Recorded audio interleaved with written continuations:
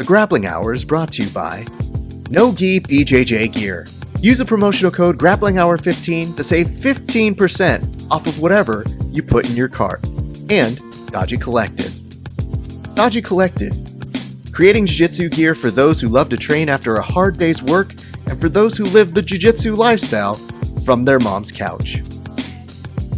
That's actually what it says. I'm reading it verbatim. Anyway, go buy from them.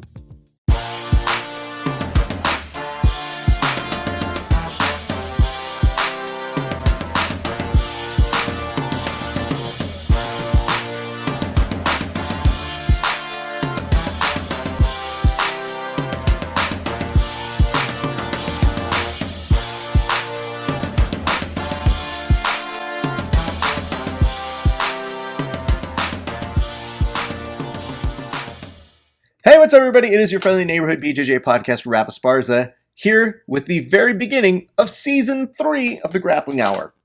First and foremost, thank you to everybody who has tuned into the show, has driven us past 250,000 views, helped us get over 170 athletes, and produce way over 200 episodes of Grappling Hour content. So before we get to our action-packed show, I want to start at the very top by telling you guys what's in the future for Grappling Hour. Here it is.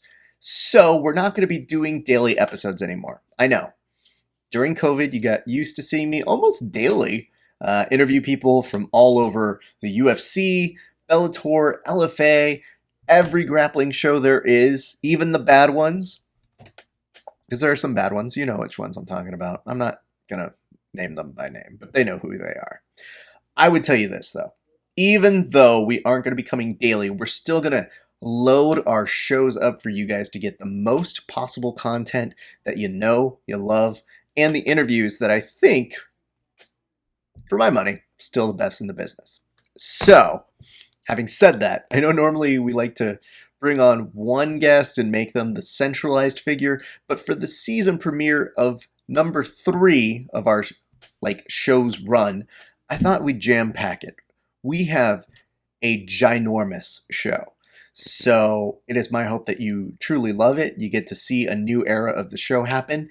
And I thank you guys so much for understanding. And obviously, if you wouldn't mind giving some love to our sponsors, that's nogibjjgear.com. If you go to them, use the promotional code GrapplingHour15, you'll get 15% off of whatever you put in your cart. And to our friends over at Dodgy Collective. Those guys support the athletes who make the sport that we truly love. Go check out their artwork as well.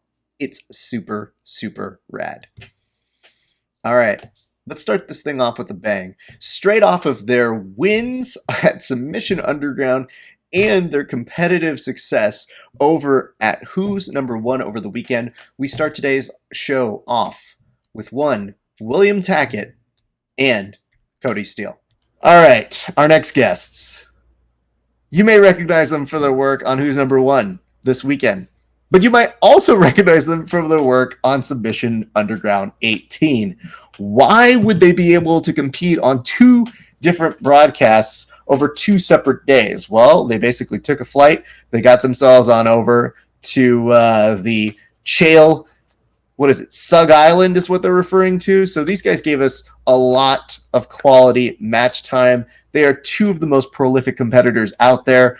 I would go over their accolades, but I'd rather just talk to them. You know them. You love them. Ladies and gentlemen, please welcome back to the show, for the first time being dual interviewed, one, William Tackett and Kody Steele. Gents, how are you guys doing this evening? We're doing good. Yeah, doing great. Thank you for having us on the show.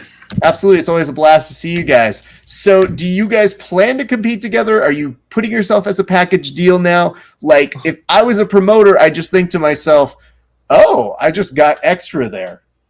A lot of the times, one of us will get a match, and when it's like if one gets a match, they'll be like, hey, can my teammate Kody get a match? Or hey, can my teammate William get a match?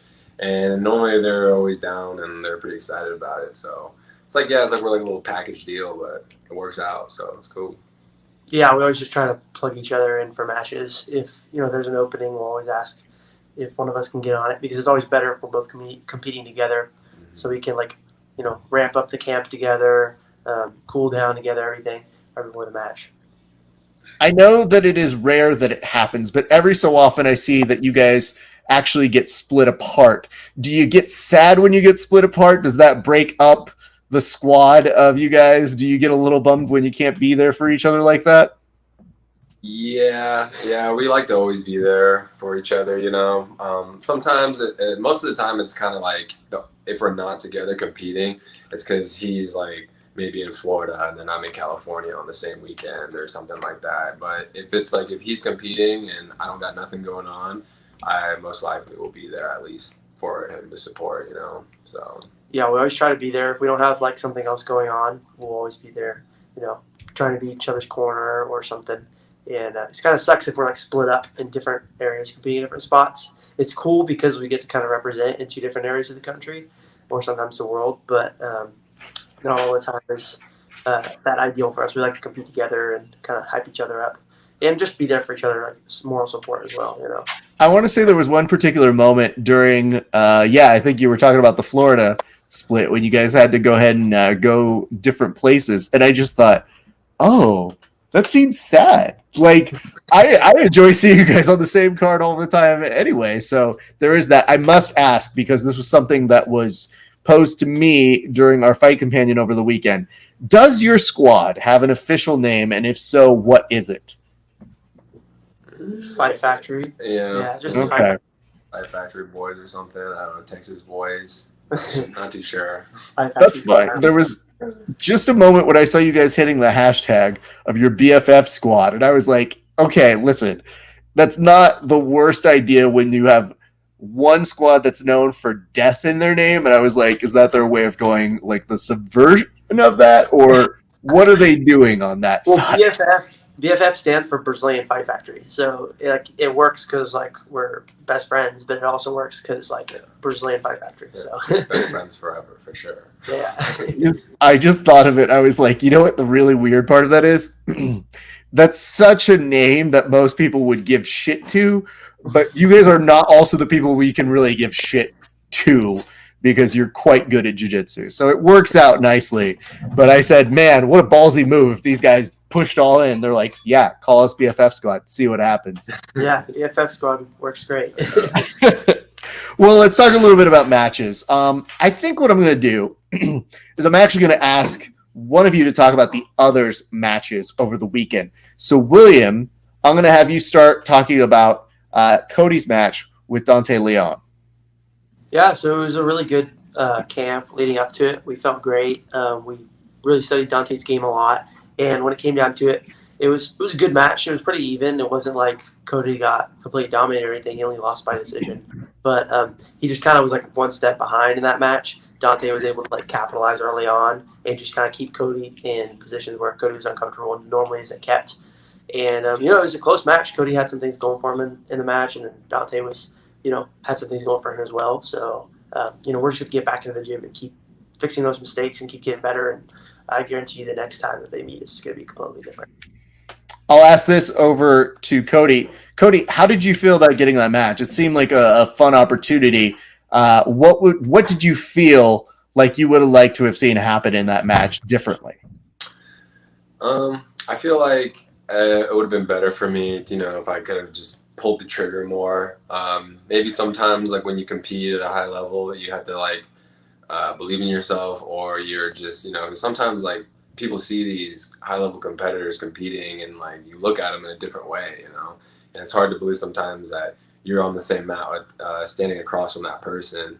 So I feel like I should have like pulled the trigger. I feel like I respected him a little bit too much. But I felt him, and it wasn't like I felt extremely outclassed. I just needed to go back, and I'm working on the things. I went training today, and me and William were talking a lot, and broke down a lot of things that I need to fix. But it's good. All of it's good. It's experience for me, and losses and losing is what I've done pretty much my whole jiu-jitsu career anyways. I've taken a lot of losses, man, and losing's not new to me, and it doesn't, if anything, it makes me a lot better. And that match definitely made me grow a lot. I had to fight one of the best in the world, and I feel like I've been doing that a lot this year. So, gonna be good after this. The challenges, obviously, at a black belt level continue to get harder with the higher talent that you're going up against. I would ask this: at what point did you decide, okay, yeah, I know I kidded you about this in the past, but sans rash guard again here? Because it seemed like I was watching the Laker game, I go to see over that way, and I'm like, oh no, we went back to this, because I'm sure you saw Dante come out with a rash guard. He probably had a little bit of, not an advantage, but just something else that might have given him just a slight edge. Yeah, I mean, he's a thick dude. He's a powerful dude, and it started getting like really like sweaty out there too. So when you didn't have the rash guard on, it definitely makes it a little bit different. So I think too, like after I took my rash guard off, we were both just like oiled up and greasy. So it was just like it was really hard to do a lot out there in general, you know.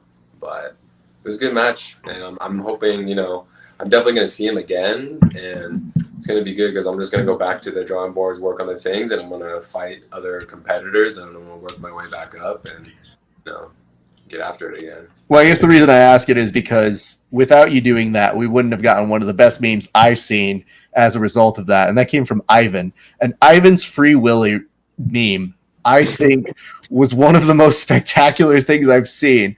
I have asked him if he can give me a copy of it. Maybe I'll superimpose it over this. But I looked at that and I said, well, Kody, you know, in between the days, I know taking a loss isn't always the funnest thing in the world, but at least looking at that, you have to laugh.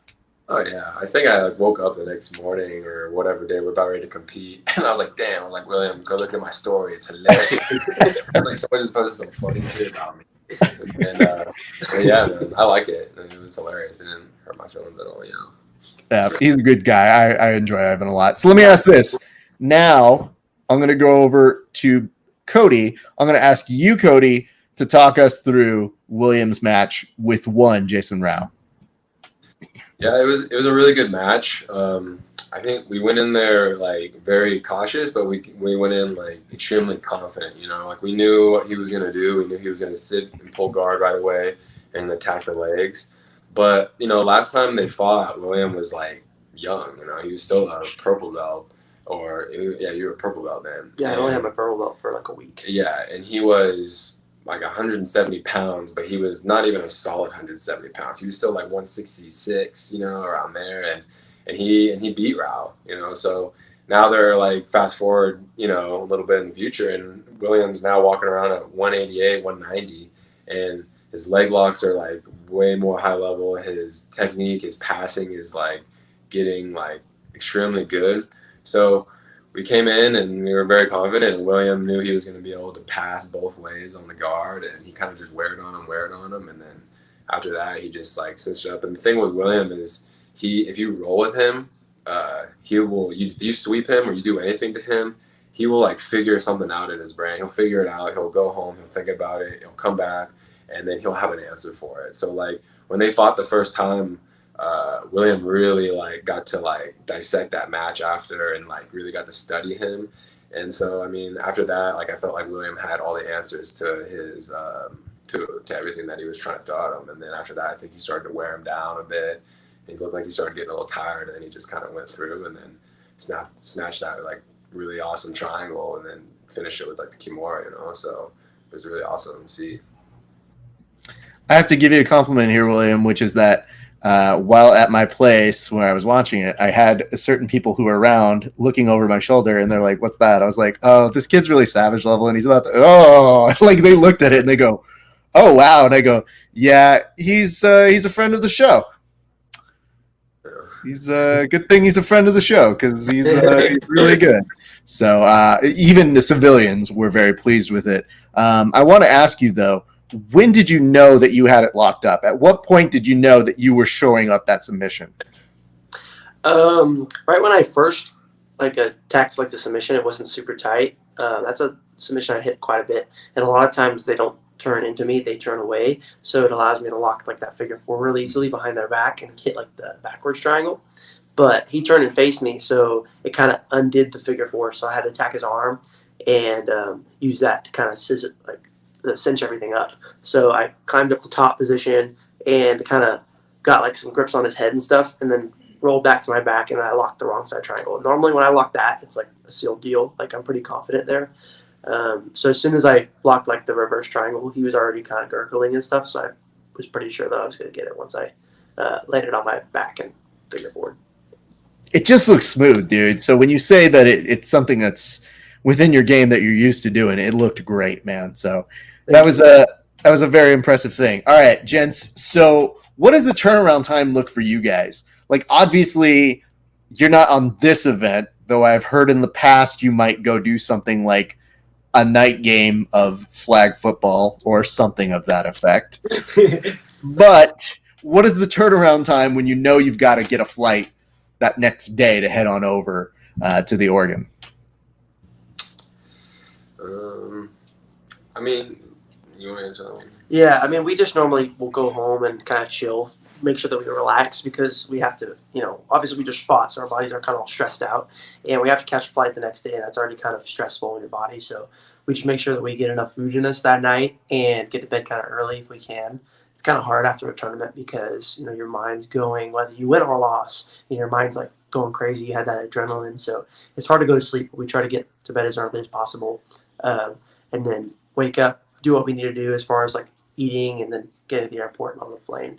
Yeah, we kind of like, I feel like now it's pretty, we've had some experiences, like back in the day or like a couple of years ago, we were like competing all the time and traveling we would go fight here, and then the next day we would fly out and then go fight somewhere else. So I feel like, or we'd compete on one weekend, and the weekend after we'd go compete again. So I feel like we're just kind of like, we're kind of getting used to all the adrenaline, or like we packed before and then we're like, oh, we got to go to the airport in the morning. Like I think like when we fought on Third Coast, we were so like hyped up that we won everything. I think we fell asleep at 3, had to wake up at 5, drive all the way back to Austin, get on the airplane. We flew all the way to Chicago, got off the airplane, took an Uber, went like straight changing to in the car, yeah, getting our nerdy gear in the Uber. Went straight to the event, and then they called us up, and then we just jumped on the mat and we just started fighting. And then, then after that we went and ate. It was all good.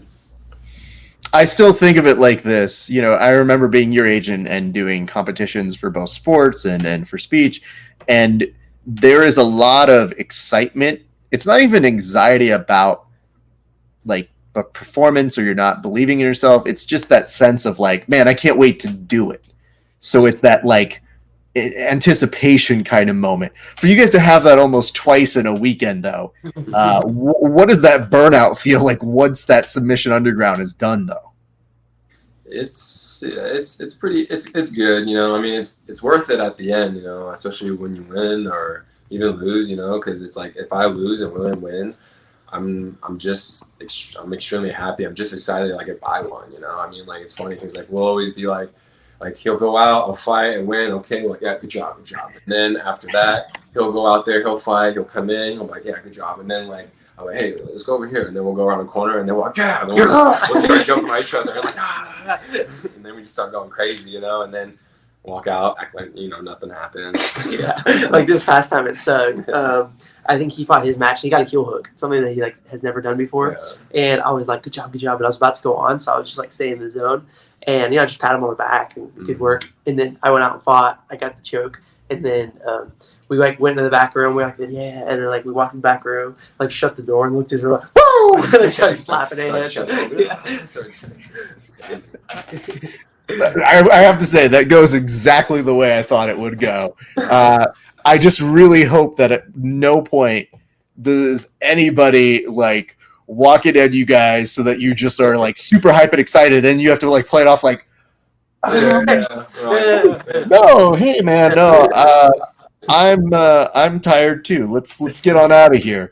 So we used to do that with our speech kids because it was very important when people would compete. You don't want to give out of an idea like you haven't been there before. So we would always tell them, we're like, no matter how much you want to celebrate, how much you want to do your thing, sometimes even when you find like a room to like, yes, someone might see or hear you. So really be smart about where you would go and pick your celebration room. So we tell them, we're like, just don't, look like dummies is really what we're asking you guys. And I guarantee you with sports, it's a little different. They're encouraging you to celebrate. So I don't mind it if you guys find your own spot. But it's got to feel good together to compete and win. Now I'm going to go the opposite way. Kody, I'm going to ask you to walk us through Williams' match over at Submission Underground. Man, he did really well. He fought Checo, and if people know Checo's like, he's very tough. He's a big guy. He's a black belt. He's super hard to submit. I think Craig Jones just fought him not that long ago, and then Craig Jones couldn't sub him in the time frame, and they went into overtime. And William, he just went forward. We were talking, we were like, go forward, don't back up. He's gonna try to bully you. I was like, take it to him, And so William only walked forward on him, grabbed him, pulled guard, put him in closed guard. Was trying to do a lot of different things, and then he put him in half guard, and he did this move called the wiggle, where he shifts his hips and then gets him off balance, and then swooped over to the back. And William, he's got extremely good back tack, so it's right when he took his back, I already knew. And then after that, he just closed his body triangle on him, locked it up, and choked him, and made it look pretty easy.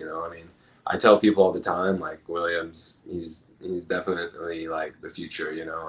He's so smart when it comes to jiu-jitsu, like breaking someone's game down. Say if you fight him and you do something to him, he's gonna go home, he's gonna think about it, and then he'll have an answer for you. So he's definitely gonna be ADC champion and stuff in the future. It's pretty cool to train with him, and it's really cool to watch him grow and be a part of it, and it's gonna be crazy.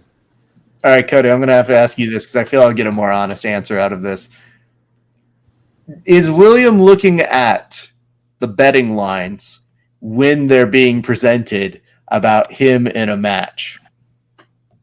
Yeah, we were looking at that. Yeah. People were saying they were gonna bet money on him and all that. We were talking about it a little bit.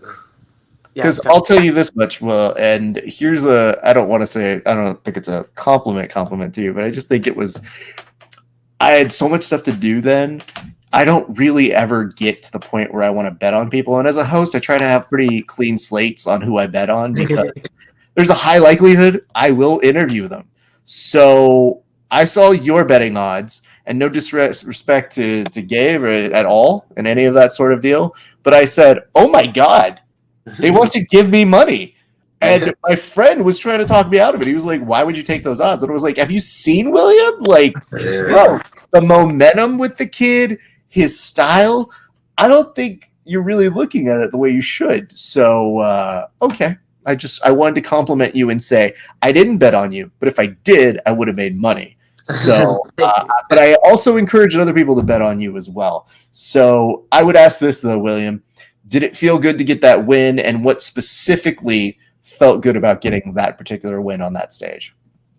It just felt good because I knew he was going to be really tough to submit, and I knew he was going to be really strong, real heavy MMA pressure because he fights in MMA here also, and he's an experienced guy, he's black belt, real strong dude. He's a lot bigger than me, or at least he was when we fought. So it was just really kind of felt really accomplishing to get the submission because I saw him go with Craig, and he kind of defended everything pretty well. Even though he shelled up in certain spots, he wasn't able to, he was able to survive, and Craig wasn't able to get the submission. So it was kind of cool that I was able to kind of not really even miss position. I was able to go straight to the back and get the submission. I don't have to chain other things together. So it was just pretty rewarding, and it was pretty cool.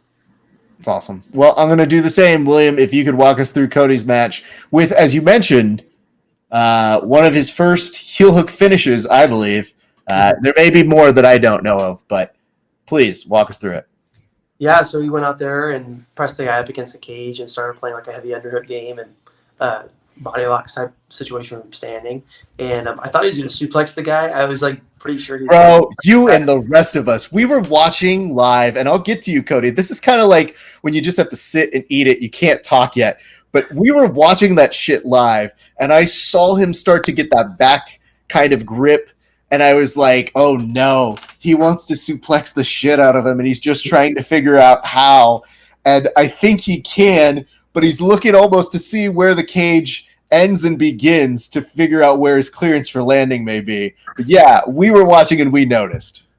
All right, so the dog inside Kody wanted to suplex the guy, but the good guy inside Kody did not want to suplex the guy because the guy was actually really nice and polite. He came up and talked to us before the match. So I think Kody was like, "I want to suplex him. I want to suplex him," and then the good guy on the shoulder was saying, "Don't do it. Don't do it." So I think that's what happened. But yeah, regardless, Kody controlled the feet for a while and then eventually just sat to his guard, which he doesn't do a whole lot, but Cody's been working on different parts of his game in the gym quite a bit, and he's really well rounded. Used to he was like a really heavy wrestler and really heavy top game, and now his guard's getting really good. He went 15 minutes with Dante, and Dante only passed one time, so yeah. That's like really good for us because before Kody had like no attacks on his back, and now he's getting like really dangerous off of his back as well. So the fact that he was comfortable to pull through his guard and even just start going to the legs and finish an outside heel hook was pretty cool. And yeah, I mean, it was super awesome to see things that we've been working on in the gym and be able to go out there and pull it off at a high level too. So, Kody, I'll let you respond to the wrestling moment in a second, but I do want to follow up by asking, did it feel good to show off a different side of your game, show off a little bit even more versatility?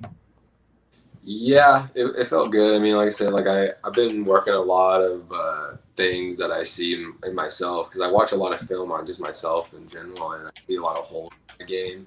And I know like a lot of people are like, oh, we don't see him work on his back. And I mean, I never had like a great guard, but I know I'm getting more confident with it, and it's decent. But I've been able to do a lot of heel hooks and do a lot of attacks off my back. It's just majority of the time I like to like do takedowns or people just pull guard anyway. So if they do that, I'm just gonna stay on top and keep pressure passing, But yeah, I mean it's good because now I can kind of like if someone doesn't think I have much of a guard or they think they can get past me, I can throw some different type of stuff at them, instead of just being only known as like a top guy and pressure passing and all that. So yeah, it's something that Cody's really been working on a lot. Like I think ever since I've been training with him, we've worked on guard, and it's not been something that has really come together till like probably this last year. In his guard, I'm telling you, like I consider myself now more of like a pass heavy guy,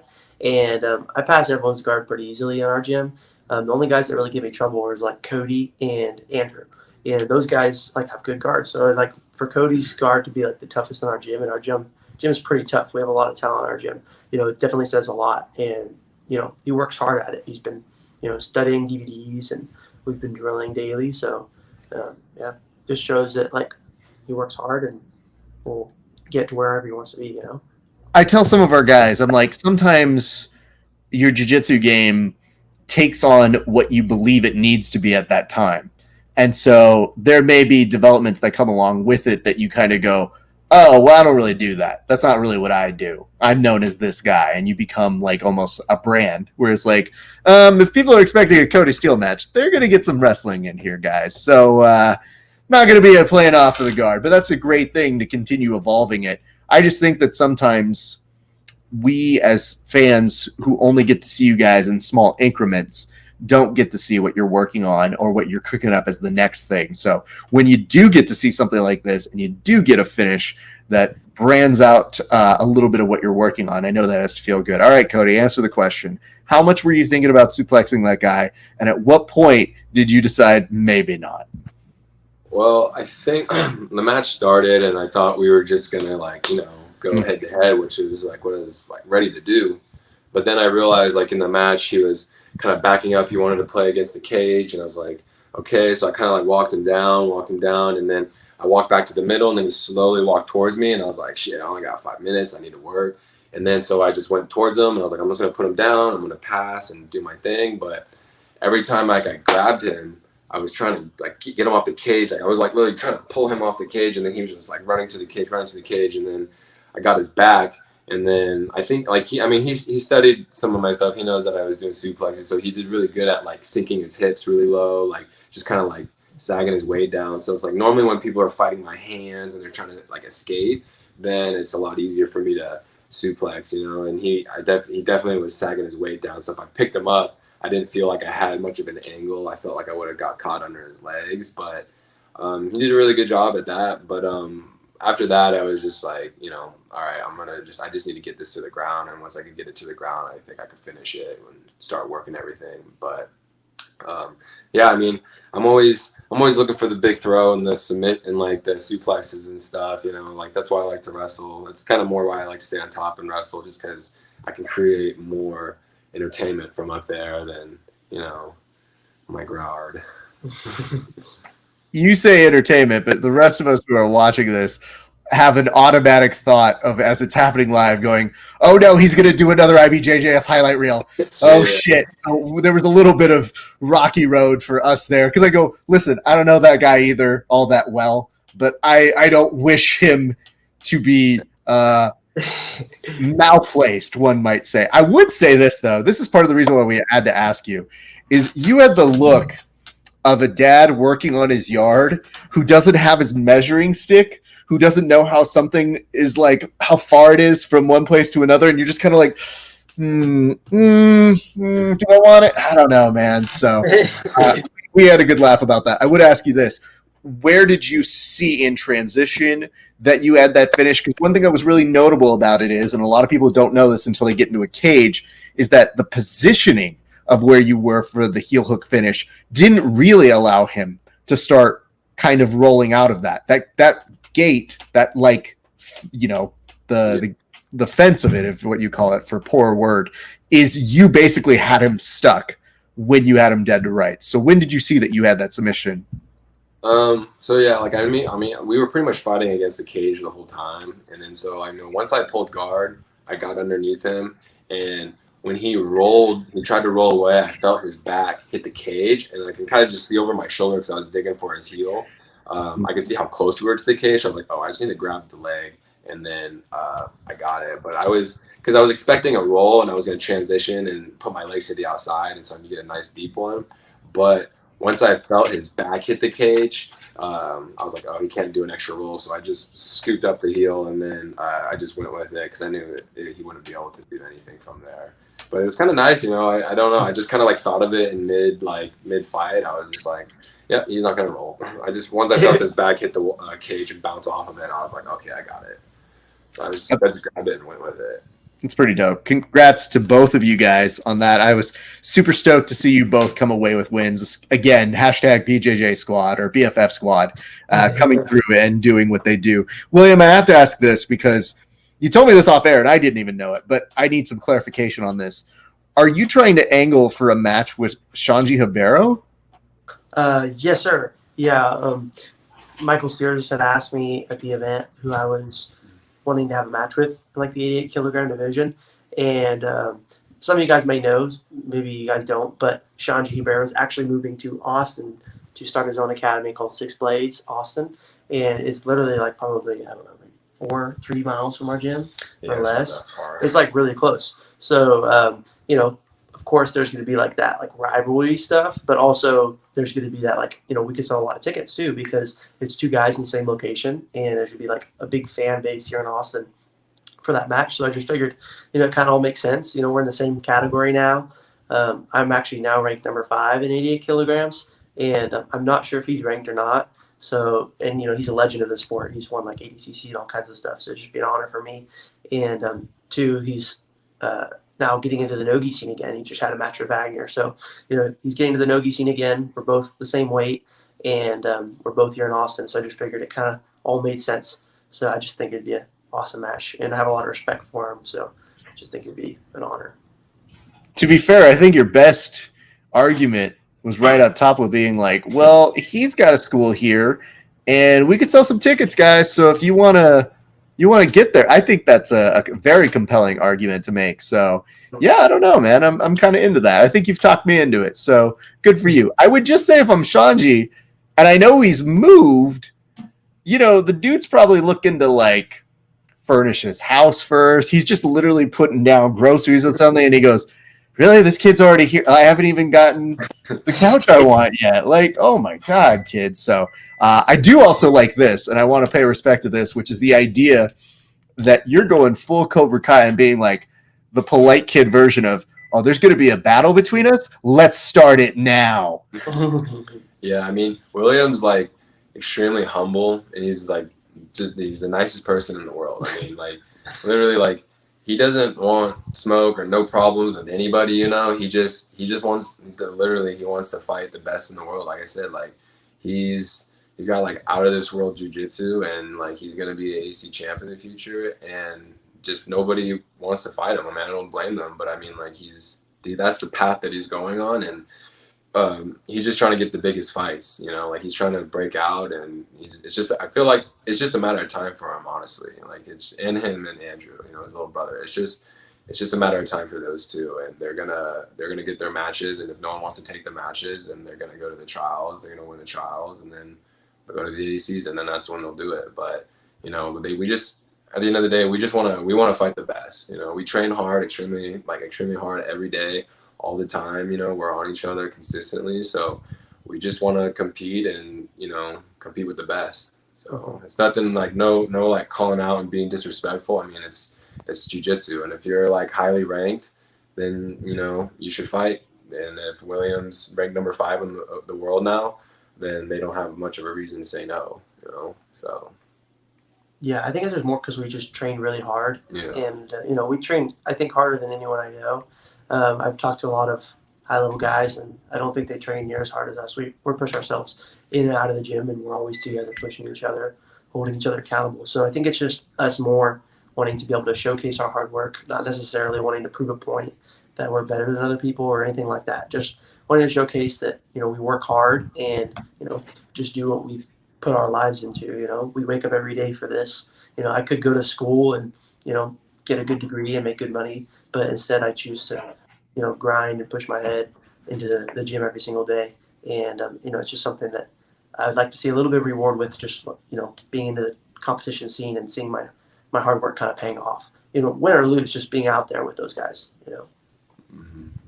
Well, that's good for you, man. I mean, here's the good news. I'll tell you this right now because I know how this story ends. So what's going to happen is right now you're going to be the young gun calling out the old guard. And then one day there's going to be the new guard that comes in, and they'll be calling you out. So at some point when you think you're sitting there and getting settled in another place, there's going to be a young William Tackett that's going to show up. That's just like you. It's probably going to do the same. So it's how the story goes. It's supposed to go on, and hopefully if we can make that happen, I think you make a compelling sort of thing, and you just want the best competition you can get, so that way in the future you can pay it for it and do that sort of thing too. I would ask this, gents. You both have been working on BJJ Brain. I keep seeing the posts about it. Do you mind describing what that is? Yeah, we're doing like an online platform for customized and personalized jiu-jitsu learning. So it's going to be basically with Kody and I. Andrew will be on there eventually, but right now it's just be Kody and I putting out content, whether it's instructional videos, personalized training online via like Zoom or something like that. All kinds of different stuff. We have a lot of ideas, but right now we're just putting it out there. We're wanting people to kind of get the idea that we have something going, and it's going to be really cool. It's just be a way that guys can learn online, but not just learn, but like personalized training for their game, where it's a little bit more, not just you buy a DVD, but you get like these personalized like follow-up training sessions with us basically, and we can help critique and your game and stuff like that. So it's been pretty cool. Yeah, we're working pretty hard on it. Like right now we're just in the process of like collecting things, but we have things coming in, like cameras, mics, mats, and things like that. And we want to be able to grow and be able to help other people. And like I said, like personally, like, be able to help their game. A lot of people are sending us DMs like, how can we do this, or what's, this, and we want to be able to help them and help them with their drills, or help them what kind of mistakes they're using, or things like that. And we want to just be more personal and things just like that. We just want to be able to help, and then eventually be able to, like our, end goal is, to be able to make enough money and then be able to help other athletes, like younger athletes that, want to try to come up and compete a lot. And then eventually we want to try to help, sponsor other athletes when we get to that point. But I mean, right now everything's in the beginning phase and on the whiteboard phase, and, so we're just working on it a lot, and eventually like it'll be out. But yeah, we're excited. It'll all come together eventually, but right now we're just trying to create awareness. I would say, as a party that's making no money from this, buy low, sell high. Like, get them while their rate's good right now, because it's going to get really ridiculously high in a few years. So I'm just saying, if people are really smart and want to take advantage of that knowledge, it's like bringing a private to you. So I think that's a very fun way to look for it. And a lot of people are still in impacted training where they're not training as much as they would like to. So I think that might be a good way to supplement it, because if you can't train every day, you can at least train your brain. So, wait, did I just give you guys your slogan? You can at least train your BJJ brain. Trademark. Don't use that unless you give me money. You hear this right now. This is going to work. I'm going to send this to the trademark office very quickly to make sure I get at least X many cents per the dollar for use of that phrase. Gents, I got to tell you something. I was very stoked to see you were on both of these programs over the week, and I was more than impressed with both of your performances on both shows. You guys always are people we can count on. William, was this your debut for Submission Underground? Yes, sir. Yes, sir. That's what I thought. I always have that moment where I go, what's that? It was my debut for Who's Number One as well. That one I don't care about. But for Submission Underground, though, for you to not be on that program is absurd to me. Kody obviously has been on there before. Like I mentioned before, you guys are a good package deal. I think if promoters are smart, they keep that going. I'm just saying, December, Submission Underground, probably putting them back on. You know, they give good matches. I'm just saying.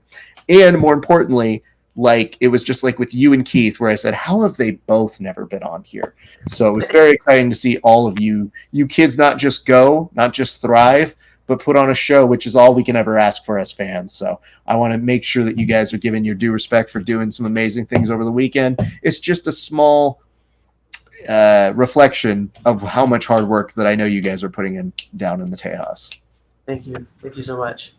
Not a problem. All right, gents. Well, before we get on out of here, can we take care of any people you want to shout out or any sponsors that you want to give a nice thank you to that helped you guys get ready for this past crazy weekend? Yeah, so as always, personally in Fight Factory. Thank you to our team, our coach, Rodrigo Cabral, always pushing us in and out of the gym. Our teammates, always push each other as well, whether it's Kody, Andrew, Kevin, all you guys. And then my sponsors, VHTS and Level Black, are my two new sponsors. So I got sponsors now, and definitely check them out on Instagram and their websites. They got some really sick gear. Yeah. Thank you to Genesis for helping me. You know, that means the world. And then also Level Black sponsoring me and William. You guys are helping out us a lot, and we really appreciate it. Thank you. You make everything what we do possible, so we really appreciate it. Well, I would tell you guys to keep up the good work, but you already do that. So as your Instagram stories remind us every day, because you guys are 2 hours ahead of me. So normally by the time I wake up, I've already seen you guys do something, and it's very debilitating because I'm like, I haven't even made coffee yet. So this is really annoying, kids. You could slow it down. I want to say thank you to both of you guys. It's a very special episode for us. This is our third season premiere. I wanted to make sure we were taking in not only care of the people who worked hard over the weekend, but people who have meant to us a lot on this show. So my appreciation to both of you guys for taking the time to chat with us today. Thank you so much. Yeah, I really appreciate it. You always having us on here. Absolutely, man. All right, you guys, keep it locked here. We'll be right back. All right, my thanks to William and Kody. I very much appreciate their time. I actually tricked them into doing the interview together. I hit them up individually, but I actually wanted them to do the interview together. And guess what? Got my wish. Take that, guys. I knew it would work.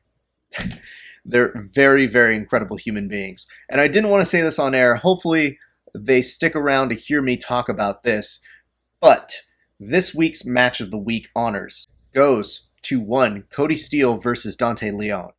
Kudos and respect to both of those gentlemen. And there's not really a prize here. We'll have one of those things. Could be. Maybe we'll figure one out in the future. But for right now, we want to send our best to both of those gentlemen. And hey, you don't want to go anywhere because right now we're going to turn our attention to one Andy Night Varela.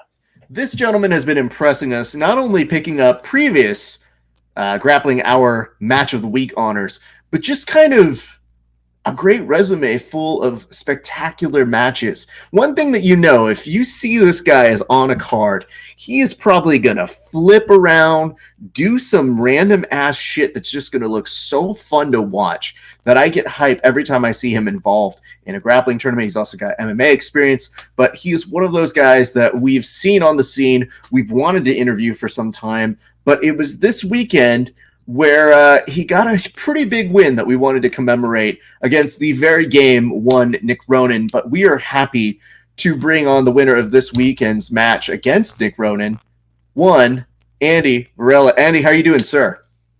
I'm good, man. How are you?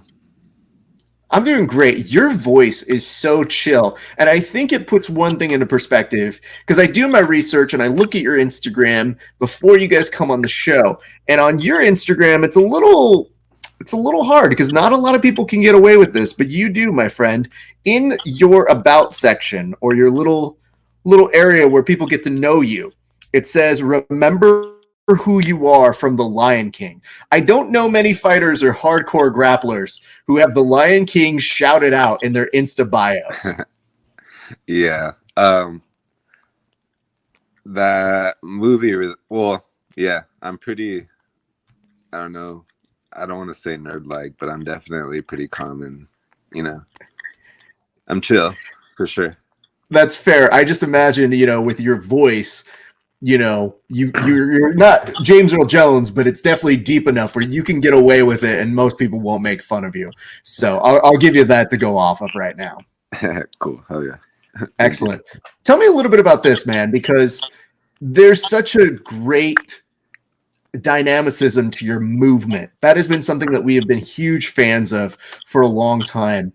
I would like to talk a little bit about, particularly to start off this weekend, what did it feel like to get a match? And then I believe there was a last-minute replacement in one Nick Ronan. Yeah. I was pretty excited for the Leclerc match. I liked the matchup. He attacks legs a lot, so I was pretty excited to see how my game does against a good leg locker. And then he pulled out due to injury, I think. And then they gave me Nick Ronan, who I think he's been low key lately, but I believe he's pretty high level in that area as well, leg locking and back taking and all that. So I was pretty excited to see how I do against that type of style. And he's a monster into himself. I mean, he recently just got his black belt. He's one of the people. This is the weirdest part about the Danaher Death Squad extended family guys is they go, we have a junior varsity squad. And I was like, what the hell does it take to get on varsity? Jesus Christ. There's like 3 on varsity and you got 15 kids who are like, they're JV.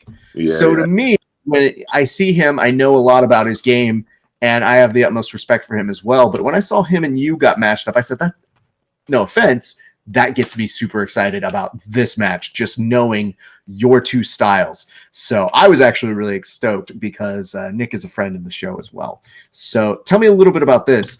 Did it go kind of the way you thought it would? Because there was something that I thought that was really impressive initially when you started off the match, which was you really neutralized that game and utilized that cage really, really well. Yeah. I went into the match not with a game plan really, but just an understanding of he was going to try to get on my legs. So as soon as the match started, I wanted to get across the cage quicker than he could take the center of it, just so he couldn't invert freely and constantly move around. So yeah, the cage definitely was my friend. Well, that's the issue, is that a lot of grapplers don't utilize that cage a lot of the times. And especially when you have somebody who is going to immediately pull the guard, or that is going to be something that they're going to do, the cage seems to be a nice equalizer to not only doing a little bit more for you offensively, but it's also not a bad defensive tactic because it's so much harder for him to get a grip on your legs to the point where, it's kind of neutralized them in a way that is very engaging. And more importantly, I thought pressure was the name of the game for you. Yeah, I had my head in his chin the whole time, basically, just driving my head into him. And I could hear him getting tired and getting frustrated. Mm-hmm. Is that something that your training partners get used to? Because I know Wow.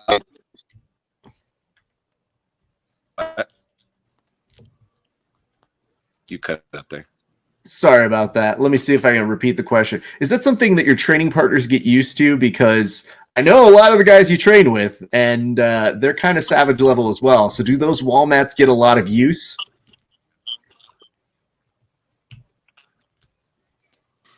They do, but in the gym, I'm more free. I'm crazy in the gym. Like if you saw me train, I'm pretty wild and nuts. I typically don't pressure guys like that.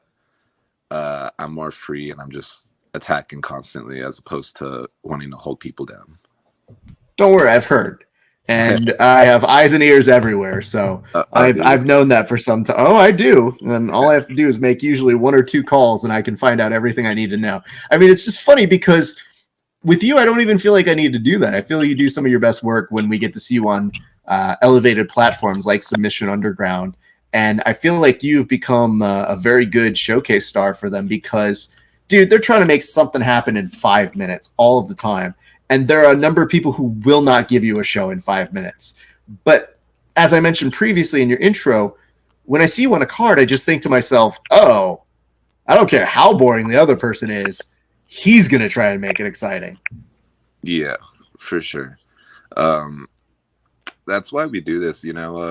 People forget that this is for the people at home, and I watch people sometimes. I'm like, God damn, dude, like this is hard to watch. It's frustrating. I'm like, you're on a great platform. You have a chance to showcase yourself, and you chose to be the most boring you can be. And I know every time I compete, I'm like, dude, I have the light right now. I gotta do something, That's really cool. Yeah, I have people all the time being like, Raph, we want to get you into super fight. We want to do this. And I go, I'm negative ratings. Like my jiu-jitsu is not what you do. What you do is fun and interesting. What I do is way slow and technical. And I swear to God, sometimes it takes me a while to get going where I was like, we'd all want to go get something from the lobby if I was doing it. So I have the utmost respect for people who can make things highly, highly entertaining. Tell me a little bit about the aftermath. So obviously you push them through the entire regulation.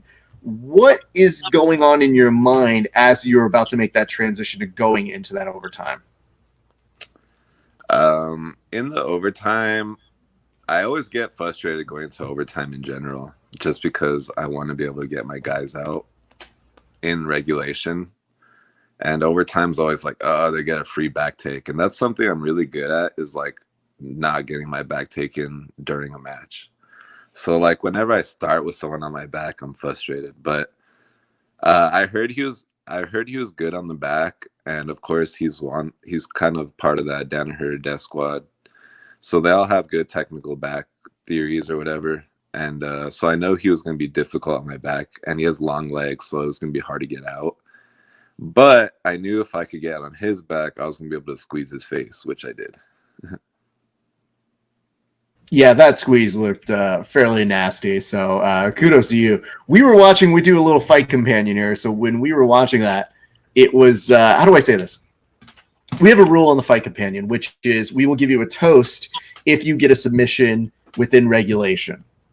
So since it wasn't in regulation, we couldn't toast in overtime.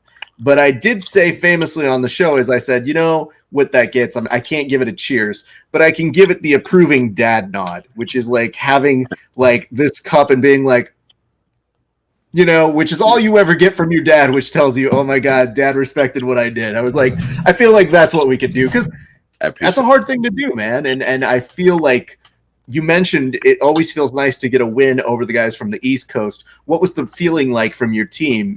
What were the notes that you were getting as a result of that? The notes I was getting before or after? After, from the people, because obviously you got a lot of people who are excited for you. What were some of the best notes that you got as a response to that match?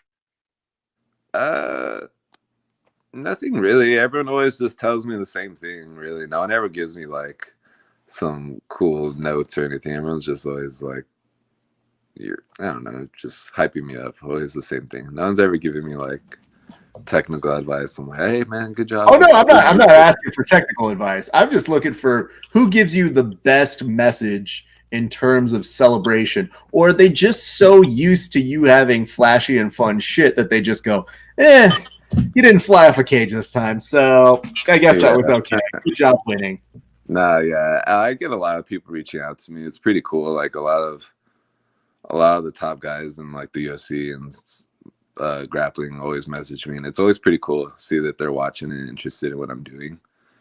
So that's cool. And I know it wasn't as exciting, and that's frustrating because I want to be so bad. And then the whole time I was like, bro, I just want to get up and let's bang, you know? And that's the hard thing is grappling's like, I always want to stand and like wrestle hard and get in crazy scrambles. And I want it to be nuts and I want us both to be tired. But like guys typically pull guard on me pretty quick and they don't attack much. So it's hard to make a lot of stuff happen on my own typically. Well, that's one of the reasons why I felt like you versus Kody at one of the previous Submission Undergrounds was something that we just dubbed Match of the Week, because to me, I saw you at a game co-partner in that one of somebody who was like, yeah, I want to bang too. And that really does make a difference because there are versions of jiu-jitsu where you strategically to get a win may not engage in that kind of head-to-head sort of a thing. Yeah. As a spectator, you know, I try to tell people I don't fault the athlete for trying to win, but I also don't know that I want to pay to see this live if I was just a regular fan. So it is a very difficult thing in there. I know we mentioned Kody there, but is there anybody else that you feel like who has drawn that out of you? Because I know from watching from this side, but is there somebody that you've just been geeked out to like have that kind of a match that you said like, man, I respect how they move and they made me move better? Yeah. During a match? I can't say that I've had a match where I'm like, oh shit, like that was crazy. Well, me and Gabler Almeida, we competed a long time ago when I was like a purple belt or brown belt, and that was a war. Like we had a crazy standing battle, and we were passing and sweeping each other constantly, and that was a rough match. I got done after and I felt like shit. I was like, damn, that boy's strong, you know, because I think he's like 185 190, and I walk around like 170 to 175 max, so like dealing with those heavier boys is always like a little more of a hassle. I'm like, oh, that was rough. Well, that's good to know. Like I said, I just mentioned that when I see somebody like you, to me, anybody who has more movement than me, I go, wow, they've got really good movement, which is essentially everybody. But I am curious whenever you do see those people, because I don't know, as an athlete like yourself, who brings that best out of you. Is there somebody that you feel maybe in the future that a style matches up similar to yours where you're like, oh, I do wonder how we would go against each other? Or they've got something that I respect that I'd like to see them pull out of me and me pull out of them. Yeah.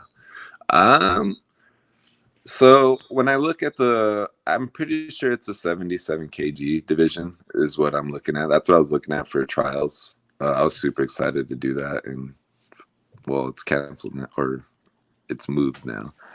But I was excited to see all the athletes there. But when I look at the 77 kg division, there's guys that impress me, obviously, like the Rotolu kid. His movement's really good. His pin passing, his ability to find submissions. I think that match would be really fun. I just need to find a way to get that match.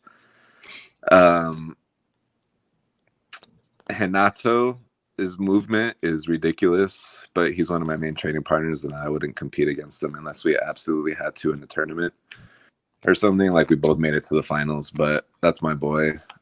His movement's ridiculous, and he inspires me. Gary Tonin, his movement is really good. But obviously those guys are all super high level, so I need to make my way up there. As far as the guys who are like coming up, I can't really find a match where I'm like, he excites me. Yeah, I figured that does have to be troubling, and so I just was putting it out there because sometimes you do see somebody like that, and I know for sure you and Canuto had that going on because he would be mentioning you when he and I would chat. And he was like, oh, yeah. He's like, dude, his movement's awesome. So I always think that's one of the highest degrees of respect when you have somebody like him who I've had the opportunity to roll with, and it was not enjoyable. Granted, I love him. Yeah. It was just, I've never felt like somebody just literally, it felt like somebody was elbow dropping me 15 times. And I was just like, I can't stop it. And then afterwards, he famously, I brought him on the show and I was like, hey man, I don't know if you remember what we rolled. He's like, I remember you. And I go, oh fuck. Yeah. Okay. And he goes, yeah, dude. He goes, you had this really hard guard to break, when I was in mount and I just couldn't do anything with you and it frustrated me. And I was like, yeah, but Canuto, like, bro, you were ahead like 1,020 points. And he's like, but I didn't submit you. And I go, I didn't enjoy it. I don't know what to tell you. I would put you ahead in every regard. And he was just like looking at me and he goes, yeah, no, it's fine. It's fine, Raph. And I'm thinking to myself, the next time I train with this guy, he's going to murk me. Like, it's going to be the worst. So I've never seen such a nice differentiation between nice guy who's a friend and also just monster savage movement between. So I can only imagine your guys' sessions. He's so competitive, bro. Like, he's so funny because like we'll have a round, like a crazy round, and like maybe we don't tap each other, and like he's like, let's go again, one more, and I'm like, I'm dead, and I'm like, yeah, bro, I guess. And then we get that again, and he's like, well, you one more, you down to go again? And I'm like, bro, leave me alone, bro, go get out of here. To be fair, he did that with me too. So yeah, I know what that is. And that's why I think he gets so mad. But the thing is like, as a reporter or interviewer, I just know that he's somebody who, anytime I've reached out to him, he's like, man, I'll do your interview. No problem. Let's make time for you. He just goes above and beyond out of his way. It's just like, when you get the opportunity to roll with him, you're just like, it's hard to explain to people like what you see on TV, maybe one or two big savage movement moments. When you train with him and he's trying out new shit, sometimes it's stuff that you don't even see on TV. Yeah, for sure. That guy's so good, man. People, it's hard because he's had like only high level matches lately, like the highest level, but that guy's so good and I can't wait for him to just get to the top again. He's good, man. I love that cat. I don't worry about him. Yeah. Life is going to treat him just fine. Yeah. And you know what the nice part is? He's also going to be one of those guys who I like to tell people once they make it to masters levels that the whole masters division was created to get away from some of these young savages. But what happens when JT Torres becomes a master? Lovato's a master. I go, no, go away. No one wants you here. So the last thing I think is, these poor people who are going to turn 30 at some point, he's still probably going to be able to do some random ass flip shit that you go, listen, dude. Oh, yes. Keep this away from me. Stop it. We all get that you can do 90 somersaults. We're just not impressed. Anyway, let's get into a little bit of your backstory, man. So where does martial arts find its way in your life? So it's pretty easy. My dad, he was a fighter coming up. He fought some guys. I think he turned professional. He fought like Trevor Prangley and stuff. He had some tough fights, but ultimately he pushed me into that. He didn't push me into it. He actually didn't want me to fight or do anything, but he taught me at a young age. And it was just in my head, like all the time. Like I knew from a very young age, like this is what I was going to be doing at some point. And then I wrestled in high school on my own. Like he really didn't support it or anything, but I wrestled in high school. And then about 2 years after high school, I was probably about 20, I started Jiu-Jitsu and started this journey. So let's get a little recap on that. You were 2 years after high school, so you're about 20. How old are you now? I turned 28 in March. So 28 in March. So that means you've been training for about 8 years. Yeah. Okay. So that's coming out of high school, what was the adaptation of changing your base from a little bit more wrestling heavy, even though you had your dad who could kind of teach you those things that would probably involve some jiu-jitsu? How was that transition into going into a little bit more of jiu-jitsu style? The transition was, so I wrestled in high school, like seriously, probably only 1 year, which was my sophomore year. Junior year and senior year, I was more of a wild kid. I just wanted to be a kid, and be nuts. But so although I wrestled, couldn't call me like a wrestler. So, but anyways, I joined jiu-jitsu and I thought it was super boring because it was start on the ground and it was a very small class. And the first two guys I rolled with were tiny and they beat me up. And that's why I was kind of like, oh, this is pretty cool. But then I still didn't take it seriously for like a year, maybe. Like I still didn't like jiu-jitsu for a little bit. I would only go if my friend went. When you say your friend would go with you to it, what were they saying to you to get you to come back? Because obviously you're willing to almost, when you say something like that, you almost say, if you don't go, I'm not going to go, which is almost your way of saying, I don't really want to go. So what are they saying to you that brings you into the class? So I would strike at the time every day. My dad was the coach at the gym. He was the striking coach, and I would strike every day. Like I love striking. And I just never wanted to do jiu-jitsu, but he was, every once in a while, he'd be like, bro, let's just go. And I'm like, all right, I'll do it. And we would go. So I'd maybe go like once or twice a week here and there and just pretty much hate it the whole time. And but eventually I got to love it, Do you know why you started to love it? Do you have a certain memory or a kind of a feeling of when you fell in love with jiu-jitsu? I started to love it when I had my first MMA fight and I randomly got a submission. And then I was like, oh, well, this is pretty cool. I was able to submit somebody and they made them quit. And I didn't have to like strike them for massive amount of rounds. And then after that, I got my blue belt. And once I got my blue belt, I started doing tournaments more, and I was like, oh, this is pretty fun, like just to do on the side. And I started having fun with it, and I was already doing like flying triangles, and I got like 4 flying triangles one time at a tournament one day, and I was having fun with it. So I started just to understand that it was a way to showcase my talent. So I started like liking it more once I got into the competition side of it, as opposed to just doing classes. That makes sense. And especially when it becomes, I mean, honestly, as somebody who's a spectator watching what you're doing, there is a lot more of a pronounced nature of the art of it. Like what it looks like you're doing when you're competing, it looks like that is your form of expression, your art, what you're doing. So that movement becomes an extension of who you are as a person. Now, that happens for a lot of people, but not everybody expresses themselves to the extent that you get to do it. And I think that's part of the reason why what you do in terms of what we civilians may call as movement is just you saying like, yeah, dude, I'm just doing what feels right. So that's what happens when some of us perform, some of us draw, some of us write, some of those creative fields of the brain. So that's kind of where you get to do that. Because to me, I look at it and I go, yeah, I'm not doing any of that. But where I do share a similarity on the Venn diagram is you mentioned in your first fight how when you realized you're like, damn, dude, I didn't even have to really even kill this guy. I just kind of like got him to be like, I don't want to do this anymore.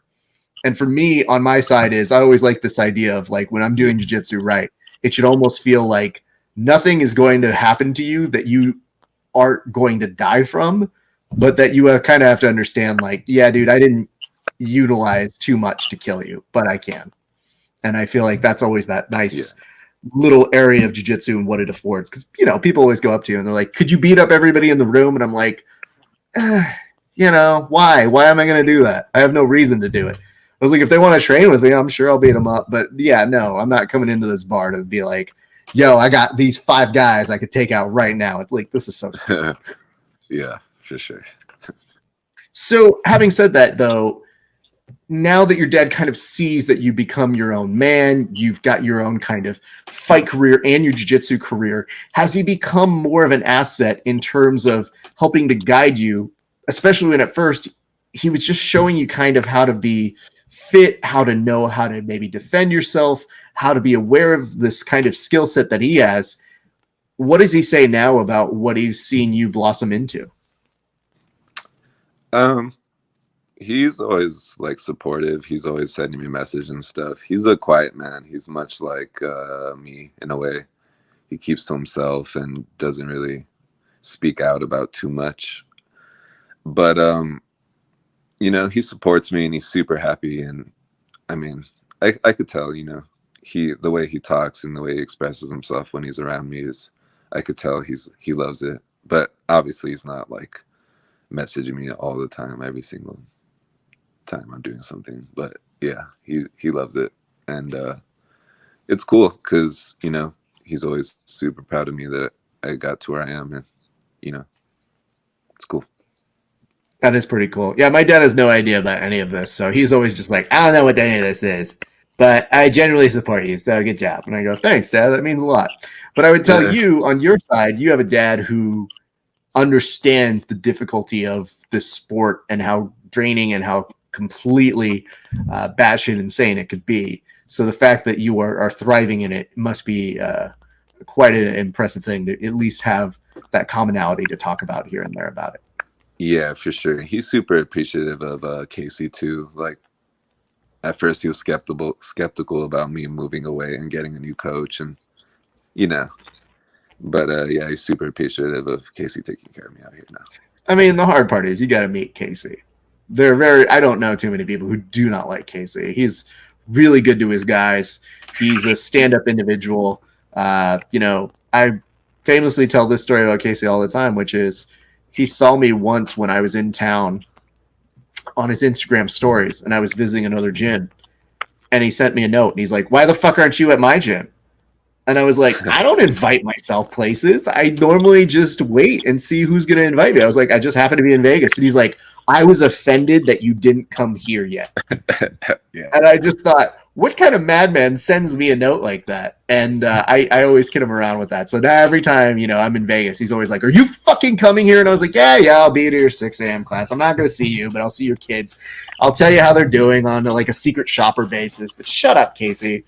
So it takes a certain kind of human being to rally and to motivate young men who have many different personality traits, many different hangups, and to rally them together and to go out and compete as a cohesive unit. So I've always been very impressed with how he's been able to conduct himself as a leader and a gym owner.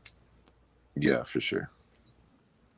So what have you liked about living in Vegas? Like, what does it feel like to live there now? Have you gotten used to it? Is it still, I mean, obviously you come from a different area where it was also hot, but do you get any kind of acclimation to the crazy that is Las Vegas? So my life is pretty simple. Like I literally wake up, train, go home, study jiu-jitsu, study fighting, play video games, think of ideas on how I can make myself better.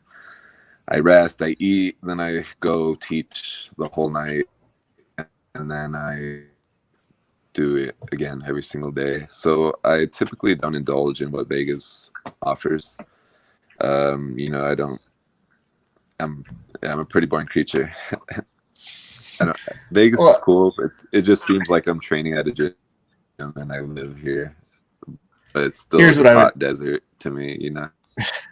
Here's what I would tell you about that. If you're truly looking to succeed at a certain field, you tend not to do the other excess stuff in general. You know, John Jones is kind of this weird exception that he can do whatever he wants and, you know, cocaine it up for 5 rounds and be like, man, that's impressive. Good for him. Sure.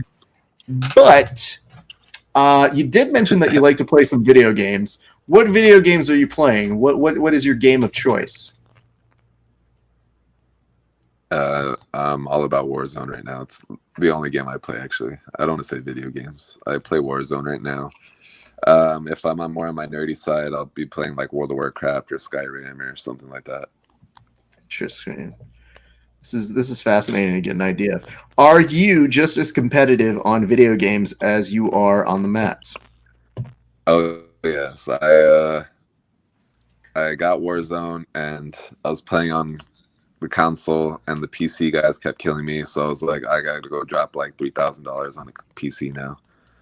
And I went and got the PC, and now I'm trying to climb the rankings and beat those kids up too. Okay, listen, dude. I know I'm pretty competitive, but it's very rare I'm going to drop 3 Gs just to like just show off on some video games. But I understand. So, are you playing with anybody that you train with? Sometimes I play with a bunch of people. I play with like my best friends mainly. They're like my main squad. But I also play with like a few cats from, around social media, like the UFC guys and stuff like that. That's pretty nice. Yeah, that's Jesus, man. That's a thing. I think in the future, I don't know where or when, I think we may put together a tournament with BJJ or MMA folks who are within our communities. So would you be interested in being considered for that if we ever put one of those things together? Tournament? Yeah, if we were to put together some kind of video game based tournament. Oh yeah. I like that your head was like, wait, where are we competing? What's the weight? Yeah. I'm in, man. Any kind of competition. Whatever, if we're gonna go golf, if we're gonna go skydive, if whatever you want to do, we're doing it. I don't know how you compete skydiving, but I'm all the more terrified from the idea that you have an idea as to how you can. Yeah, I don't know that. But you know what it is? We see you as an athlete that gets out there, and I think there's an inherent adrenaline junkiness that comes along with it. So you mentioned that you forsake all those other dumb things that Vegas has to offer, but you get your adrenaline from competing, and that's part of the reason why I think that you're able to be so entertaining and find your creative outlet like that. So I appreciate that, man. Well, we're going to start round and third here, but I want to ask, man, how have you been able to train, in the past few months? It's been crazy. I know y'all are open, but did you have to do anything during the past few months when Corona first hit to get around your training schedule or to maybe supplement some of the things that you would normally do? So when Corona first happened, I took like 2 weeks off, like 2 weeks, 2 solid weeks off. And then I was like, I can't do this. So I got a whole lot of mats and I filled up my whole garage and I grabbed like 10 to 15 guys. And I said, come to my house and we would bust like 3-hour sessions every day. Oh, wow. 3-hour sessions?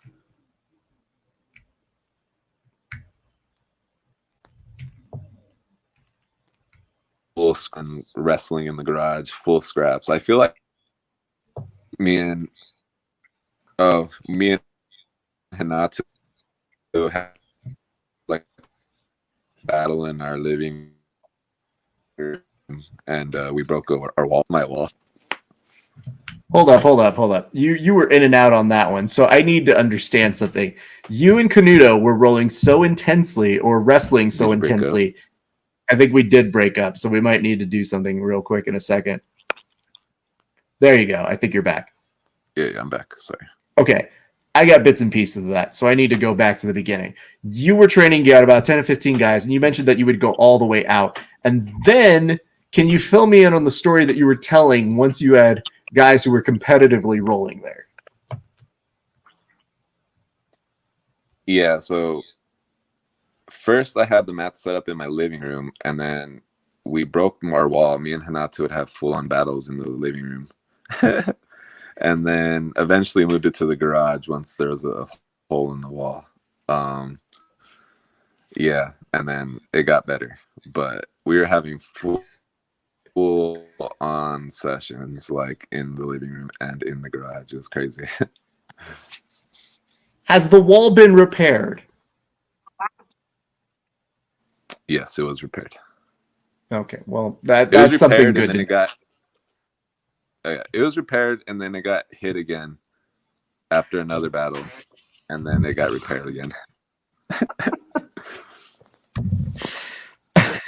I mean, man. I like the fact that you offset some of the competitive nature to Canuto, but as we mentioned earlier, it does take two people to be that competitive to drive a hole in a wall, man.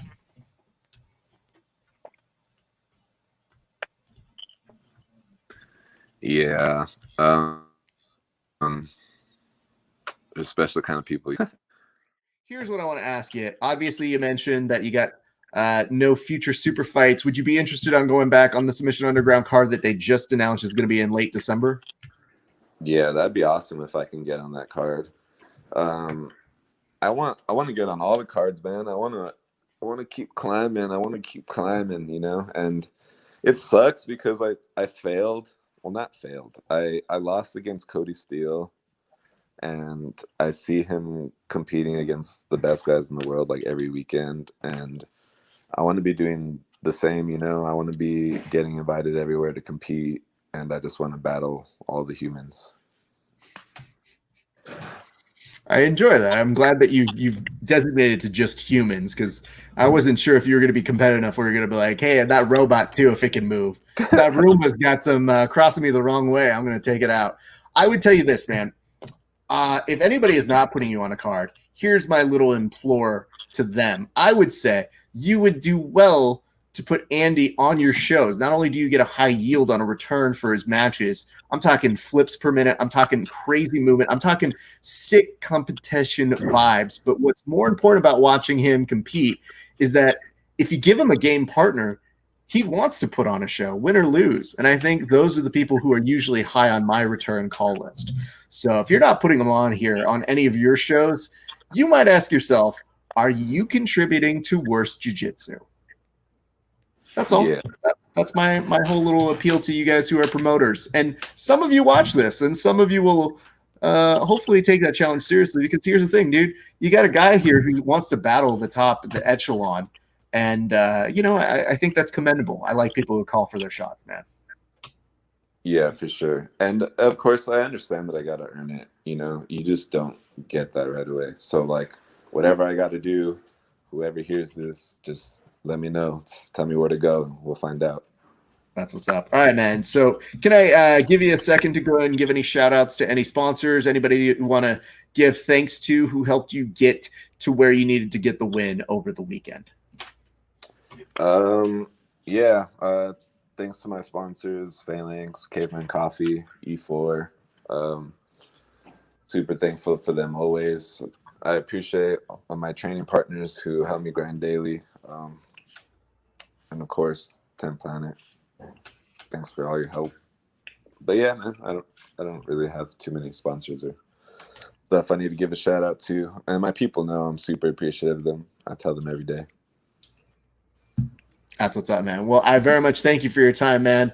Hopefully when things cool down and I make my way back on over to Vegas, I will get to run into you, and I don't know, I'm going to say I'm going to train with you. Normally I promise people I'll train with you. You're different. I might just kind of casually say like, hey, listen, you want to do a warm-up roll, which to you might feel like nothing, but to me might feel like 100% rolling with you in your movement. So I will definitely look forward to running into you in Vegas sooner than later, sir. Yeah, man, I appreciate you taking the time to interview me. I think it's super cool, and I look forward to meeting you one day, sir. Absolutely, man.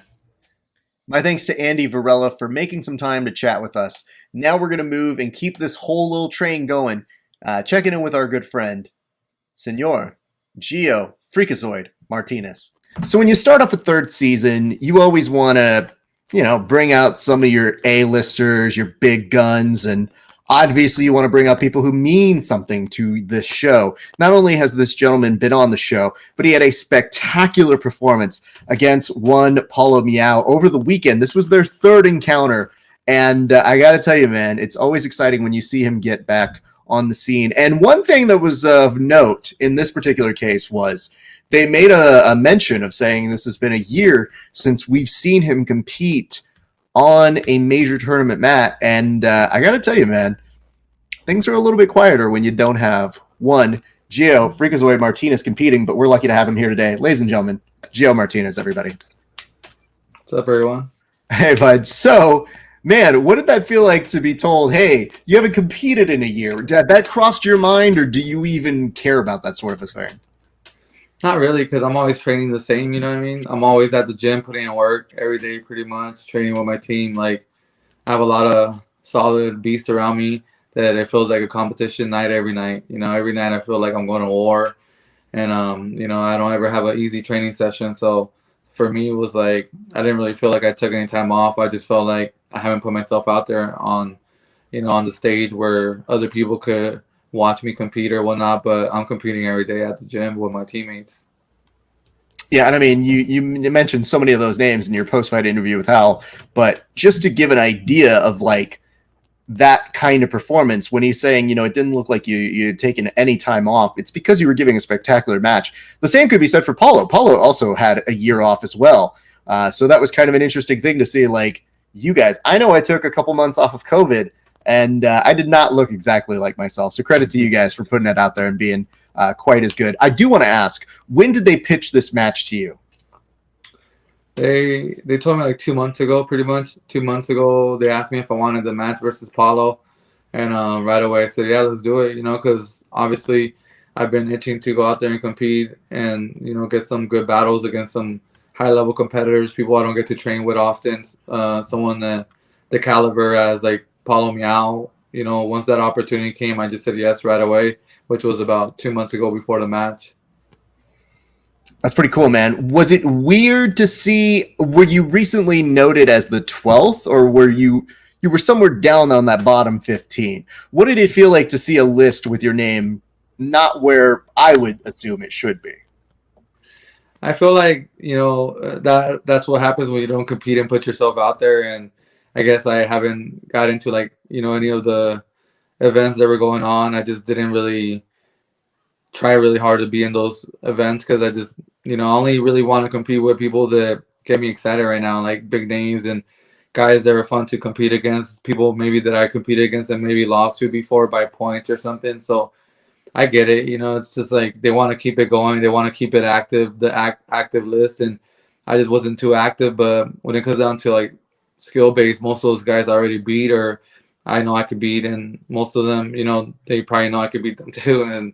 And I feel like, but it was my fault, you know, for not putting myself out there as much and not getting out there and competing at that level and putting myself in flow grappling events, you know, because it is their you know, their top list or whatever. So I have to just be more in better communication with those guys and have more battles in their events so I could keep proving myself. But I knew once I got out there and I had a big match that I was just gonna go back to the top. Because I've always been around 3 to like 7, around there. And this is the lowest I've been in a while. When I was like 12 or 13, you're right. And it didn't upset me too much, but you know, something like in the back of my head was like, oh man, like these fools think you're falling off. Like they think you're not the same, or they think your best years are past you already, which is the opposite. I feel like my best years are yet to come. I just laugh because, you know, you don't talk trash. You're not that guy. But you are very much a like, oh, motherfuckers forgot. I'll have to remind you guys kind of a personality. So to me, I just thought, you know, I could never tell if that motivates you because I deal with so many of these athletes who say, hey, listen, look at their rankings. It's really, really important. And I go, they're relative. Like, it's nice. It's a fun game. You can create an event out of it. But if you really follow jiu-jitsu, you tend to know where people really should align, whether they've been active or not. So to me, I just think it's an exciting idea to have all of you chasing to be that number one spot. So we talked a little bit about your happiness to get this third match. I was curious because you've faced Paulo twice before. What felt different this time? You know, I just switched up my guard a little bit. Like, the only times he's ever beat me was by a few points, by like 2 points or something like that. I think one of the events was like I jumped on a leg and he came on top and ended up getting 2 points on me. And then like at ADCC, which was like 3 years ago, or maybe even 4 years ago, he ended up like kind of passing my guard, and then I recovered my guard, and I just felt I was a little tired, I was a little winded, and the guard I was playing was kind of something he's more familiar with, which is like reverse de la Hiva. So he had a really good attack on my guard and put a lot of pressure on it and tired me out. But I felt like when I was playing, I just switched my guard around a little bit and really been working on my cardio just to make sure I don't get tired and, be able to keep a 15-minute battle going and just keep, because I attack a lot. So I feel like people that attack a lot tend to waste their energy faster. So I just try to make sure that I was attacking a lot, but I just had better cardio this time around. So no matter what, like I just won't get tired. I feel if I don't get tired in a tournament or in a battle, I'm gonna be really hard to beat, and it just comes down to like my style. I'm just really aggressive. I'm always moving forward. I'm always going for a submission and always fishing for something. And sometimes when I don't, get it going right away, I work really hard for it, and that could drain me. And especially when it's early on in the match. And that's what happened the first match. I just went for a couple leg attempts really early, and it just kind of drained me a little bit. I kind of used too much energy. And this time around, I just made sure my cardio was on point and I was ready to go all 15 minutes without stopping. And I think that was a big change, just my cardio and the way I approach my guard. I played a lot of sit-down guard instead of playing reverse de la Hiva. I noticed that, and I was very appreciative of the adjustments that you were able to make. They looked, again, they want to mention the year layoff, but I think the bigger component here wasn't the year layoff. It was just first event after COVID for you to be competing on, which is more indicative of your want to have that cardio at tip-top shape. And normally you can get a feeder, you get a little bit of an idea, but I just feel like so many people who are competitive right now have just been trying to balance, hey, how do I compete in this environment right now after going through that little bit of layoff? Right. And it's you kind of question yourself, like, am I ready cardio wise and stuff? So I always tell my guys and my teammates and my students that, you got to get those hard battles at the gym. You got to put yourself through hell in the gym. So when you go out there and compete, it's like, it's not like something you're surprised about, how hard it's going to be. So if you have crazy battles at the gym, which we've been having 15-minute rounds, 10-minute round battles, 8-minute rounds every day for the last 2 months. So I've been putting myself out there, and then at night, we have like a couple gyms open over here. Like I just go after I train 2 sessions a day, I'll go do cardio by myself and just kind of make sure that I'm pushing myself to the limit that I feel tired when I get home, and I'm just like, all I want to do is sleep. This last 2 months, I'm just like, after training, I just want to come home and take a nap. And that's really what I've been focusing on, a lot of cardio and just making sure that every day I got home, I'm really freaking tired. And, I really didn't do nothing for the last 2 months. I just played video games, trained hard, and did a lot of cardio. Did it feel good to have a new motivator? Because again, we'll get a little bit into the COVID a little bit later, but I was curious, so many of these athletes have been looking for that opportunity to compete, and there are a ton of really great opportunities for everybody. So did it feel nice to have that kind of new goal to be working toward? Yeah. It's always, it always feels good when you have something lined up, something that gets you excited, gives you a little bit extra motivation. It's hard to always stay motivated. It's hard to always be pumped up and stuff if you're not going out there and, battling and putting yourself out there to the world, because you don't have that pressure. When you sign up for these tournaments and these events, like, you don't want to go out there and embarrass yourself. I don't want to go out there and lose, especially me. I'm super competitive. I don't want to go out there and just be, make a fool of myself. I want to go out there and represent my team. And my team's always, they have a lot of respect for me, and they expect a lot from me, just like as much as I expect a lot from myself. So it gives me that extra motivation when I'm at the gym that I have something I'm training for. I have an event coming up that has to, I have to perform. I have to go out there and deliver. And if I don't, I'm not going to be happy with myself. So if I want to be happy the next couple months or next couple weeks, I got to make sure I get myself ready to go to this event and deliver. So that's just that extra motivation, that extra fire burning. But I always feel this way. I always feel that I want to do good, and I always feel that I want to go out there and perform well. But when there isn't events, I'm not going to lie, like, you don't get the same motivation. You slack off a little bit. You're like, oh, I could hang out and drink a hard kombucha and it's all right, whatever. But when I'm training and stuff, I'm just like, oh, focus mode. I gotta eat good. I gotta train good. I gotta take care of my body. I gotta be smart about whatever I do. And you remind yourself that there's some things that are more important coming up than just kind of, doing stuff that's not going to benefit you or whatever. So I have that extra motivation when there's events, and this was motivation, and it did make me kind of focus and just kind of take my game to that next level. Can we talk about the lack of crowd? Because you are a performer who really does exciting stuff. And I know that between your breakdancing and your jiu-jitsu, you're a person who can get crowds riled up. Was it different not to have the crowd there?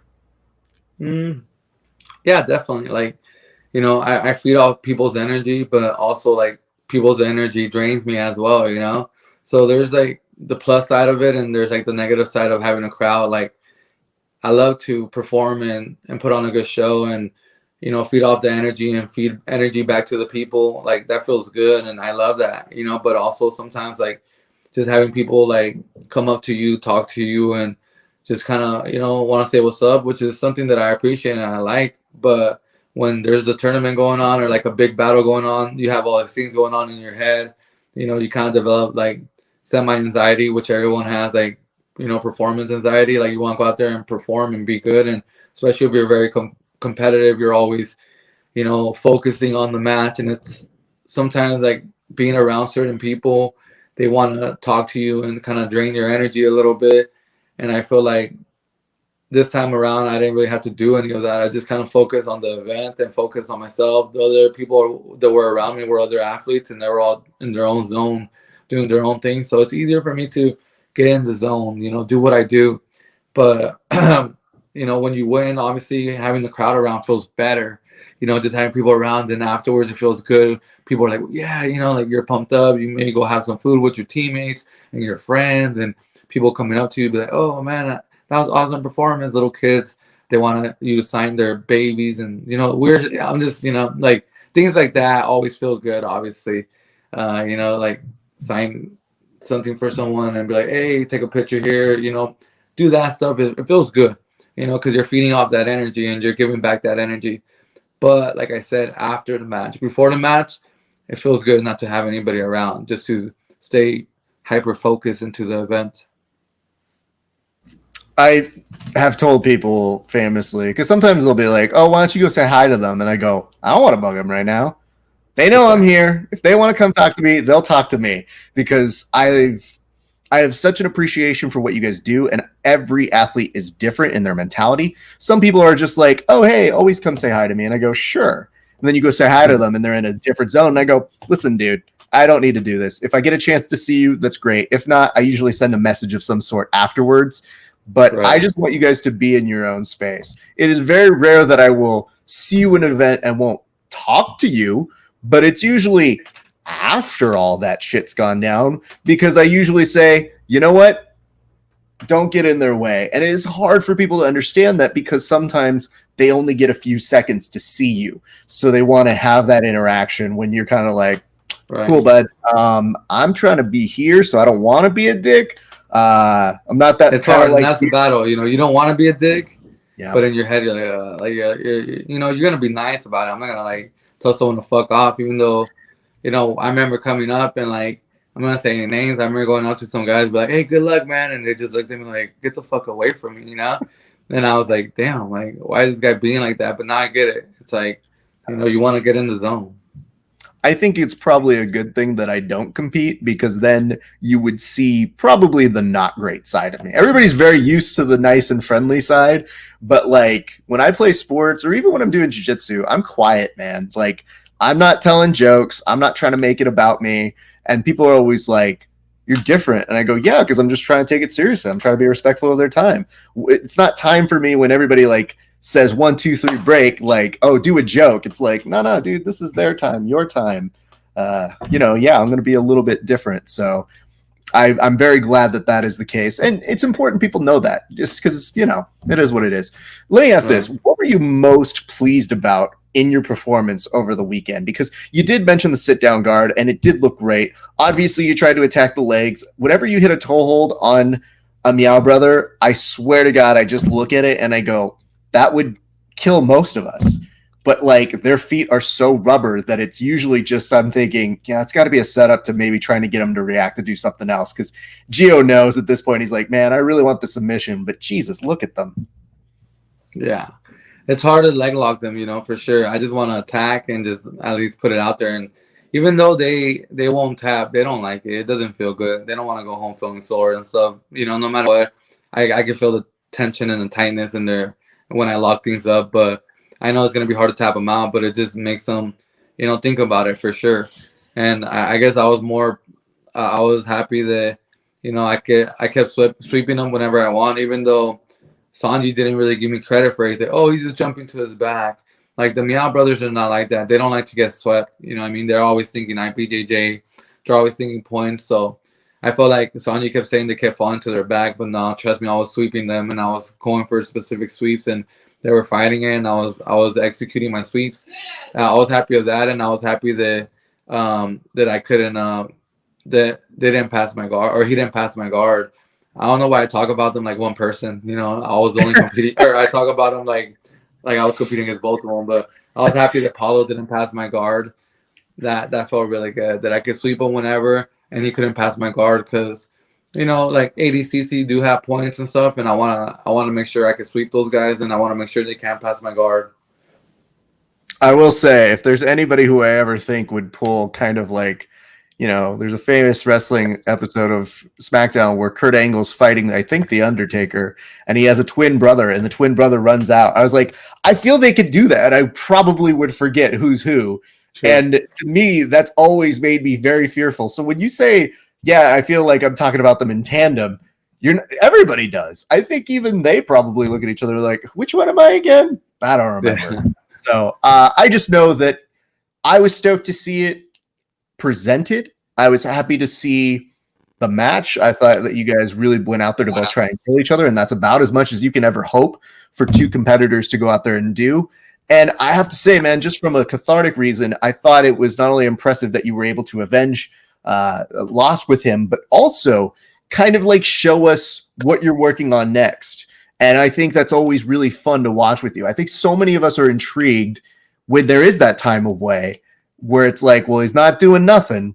So what is he working on? And getting those moments to kind of see that live is always very, very fun and entertaining. So I'm always trying to improve, I'm always trying to improve, and I feel like I haven't reached my peak yet. I definitely got into the game a little later in my life, I started Jiu-Jitsu when I was 24 years old, I'm 33 years old now.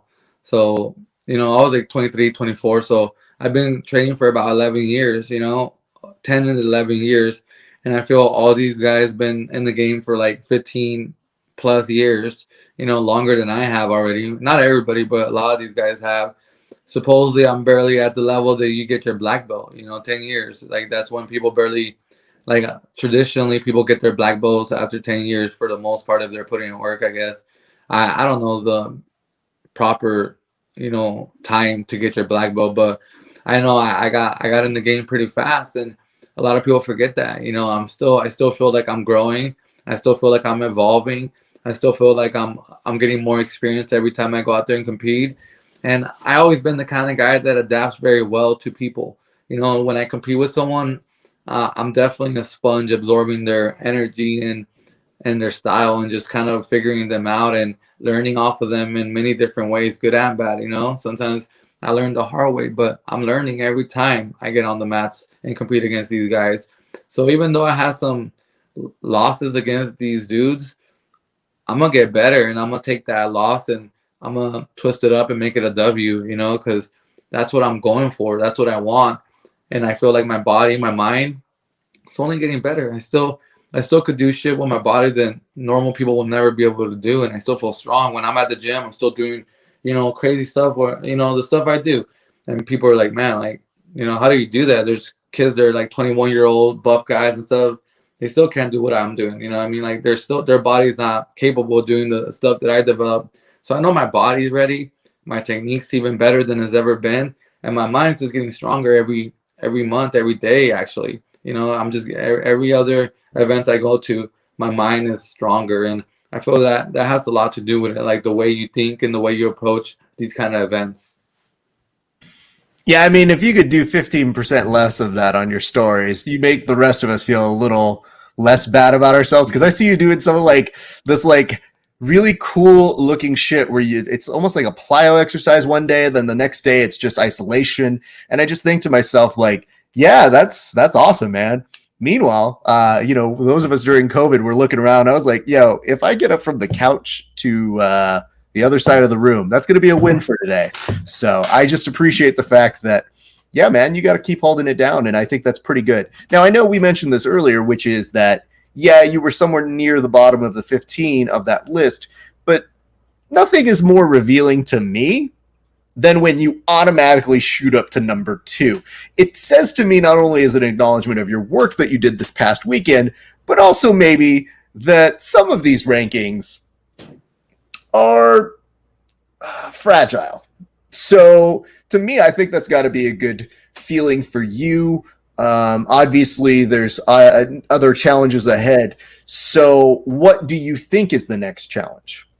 Like you said, like these rankings are a little fragile, and like you're right about that. Like I feel like also these rankings are very like deceiving as well, and not only that, they mess with a lot of athletes' heads, like they mess with our heads. Like they bring us up, bring us down, bring us up, bring us down, kind of to control like how bad we want it, and like I like it in a way, it gives everybody a goal. You're like, I want to be number 1. I want to be the guy on that list when it comes out and put number 1. Everyone's like, yay, my coach is number 1. My friend is number 1. And that feels good to get that little shine right there. That appreciation from probably one of the biggest organizations for sure, like Flow Grappling. They're doing everything right now. So to get that acknowledgement from them, it feels good, and it kind of controls the athletes, like the way we think, the way we approach the scene. We want to be more active. We don't want to be in the bottom of the list and have Joe Schmo be in front of you. You're like, dude, I'm way better than this guy right here. But no one, the world doesn't know that because I'm in the bottom of the list, and maybe like people forgot about you. Like you start thinking about negative thoughts come to your head, but then you really think about it. You're like, that doesn't define who I am. It doesn't define much. It's just me going out there and proving myself when I have to. That's what really matters. But there's other guys like there's a funny thing on my page on my Instagram page. I posted, I was like, oh, according to Flow Grappling, I'm ranked number 2 now, right? And Tranquino, Augusto Mendez, which was currently ranked number 1, got taken off the list. And like the reason he got taken off the list, from what I heard, is that he was moving up weight class. That he doesn't want to do 145 anymore.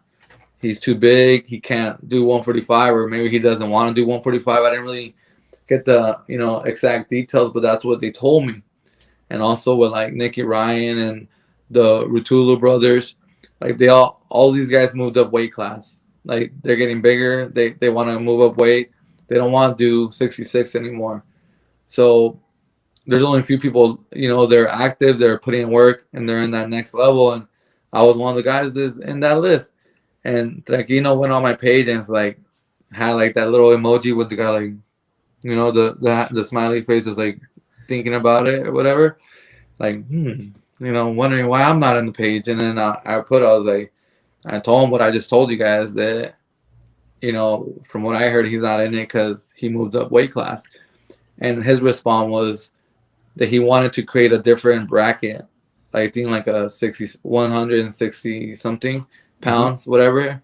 And he wanted that to be the next bracket they created, but he's like, they don't want to do it or whatever. I forgot what it was. It was a weird bracket that he wants to do. He's like, they didn't want to do it. I just said I wanted to do some matches in this category. I never said I was going to move up or anything like that. And he's like, who cares? This list doesn't mean shit, kind of like that. That was his response to it. But it was kind of weird because like he's responding to it. Obviously, there's some kind of, like I said, pull some strings in you. So he responded to that, and I was told him, hey, I would be glad to take the match against you anytime. I competed against him my first ADCC and I lost to him, but I was very like new, very, like fresh to the game.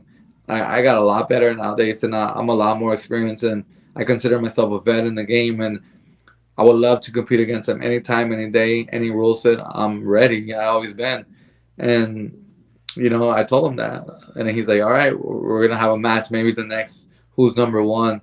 But from what I heard from the promoters of Flow and who's number one, my next match is gonna be against Kennedy, and it's probably gonna be in December 12th.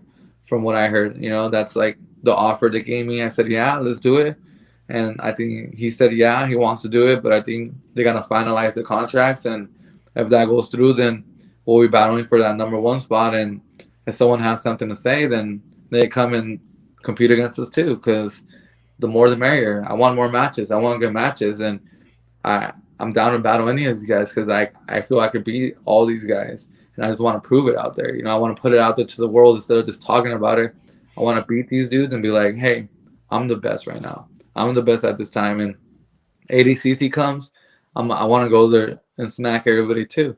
You know what I mean? But obviously, these rule sets are a little different from ADCC. Mm-hmm. What I like about these rule sets is like they're just gonna judge who's going for it, who's who's doing the most work, who's overall competing the best, who's overall getting the better results of the match, the better end of the match, and I like that because I don't have to think about points too much. I don't have to play the technical game of trying to score points or not score points, stall out and not stall out.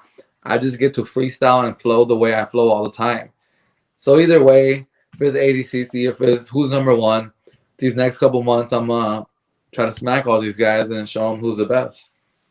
I have no issue with that. I mean, that's a pretty fair and like sportsman-like call out, which is I just want to be number one. I don't see the issue with that. I think the hard part is, and I've had to tell this to a number of athletes myself, where I just go, do you really feel like you're not this person? Like it's inherent within a marketing trick. And it's not a necessarily bad one because it can put on an event.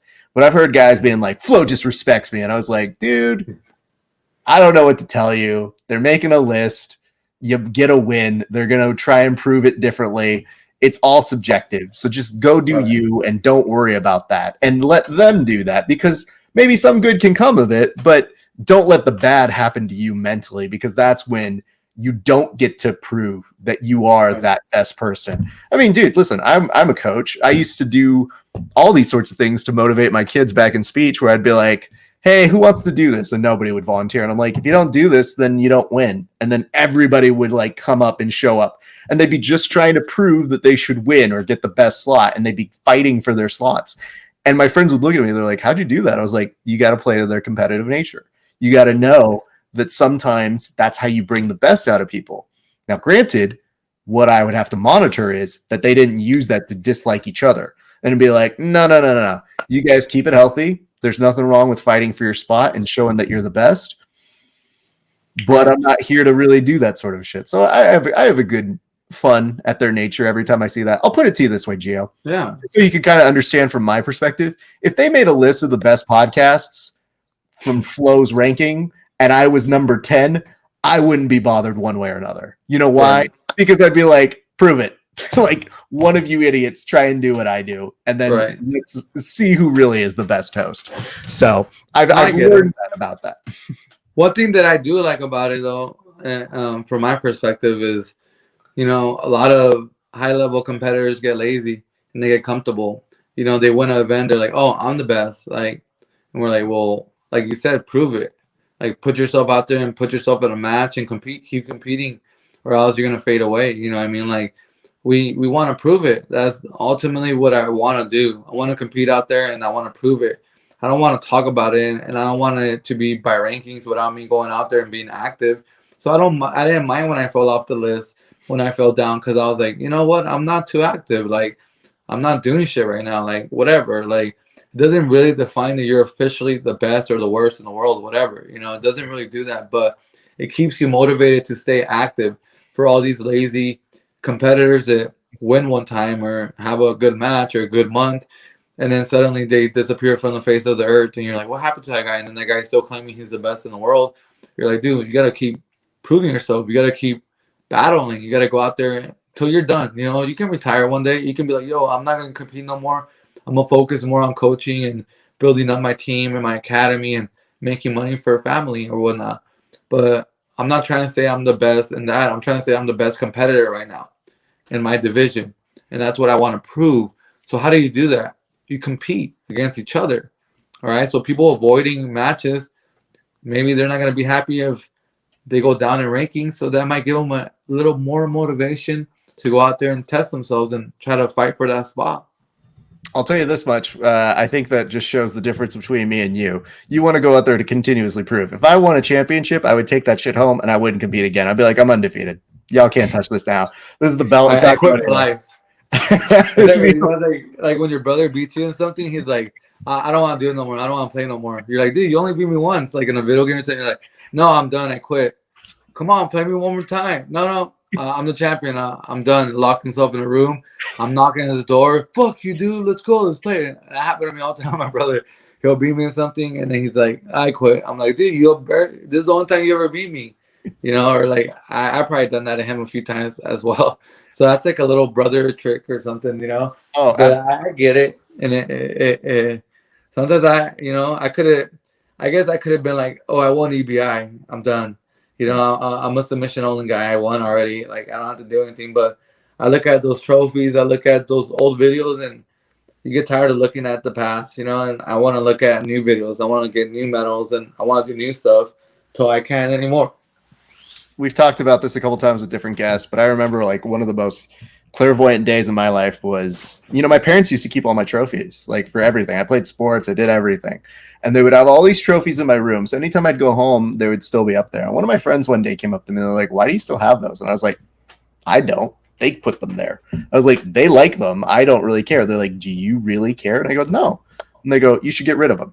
And I was like, why? And they go, because you're done with that. And I was like, that's fair. So then I got there. I was like, well, I'm keeping the national titles because those are nice. But I'll get rid of all these other ones that are from like regionals or districts or, you know, kind of like these state tournaments. And I got rid of them all. And I just said, you know what? It was so nice and cathartic to get rid of it because I want to look to whatever the next thing is. And from there, I just realized I would never live there. I would continue going to pursue something better and something new. And I think it's kind of exhilarating to do that sort of a thing. So it is. I understand that. I don't want to be like Al Bundy talking about my high school years.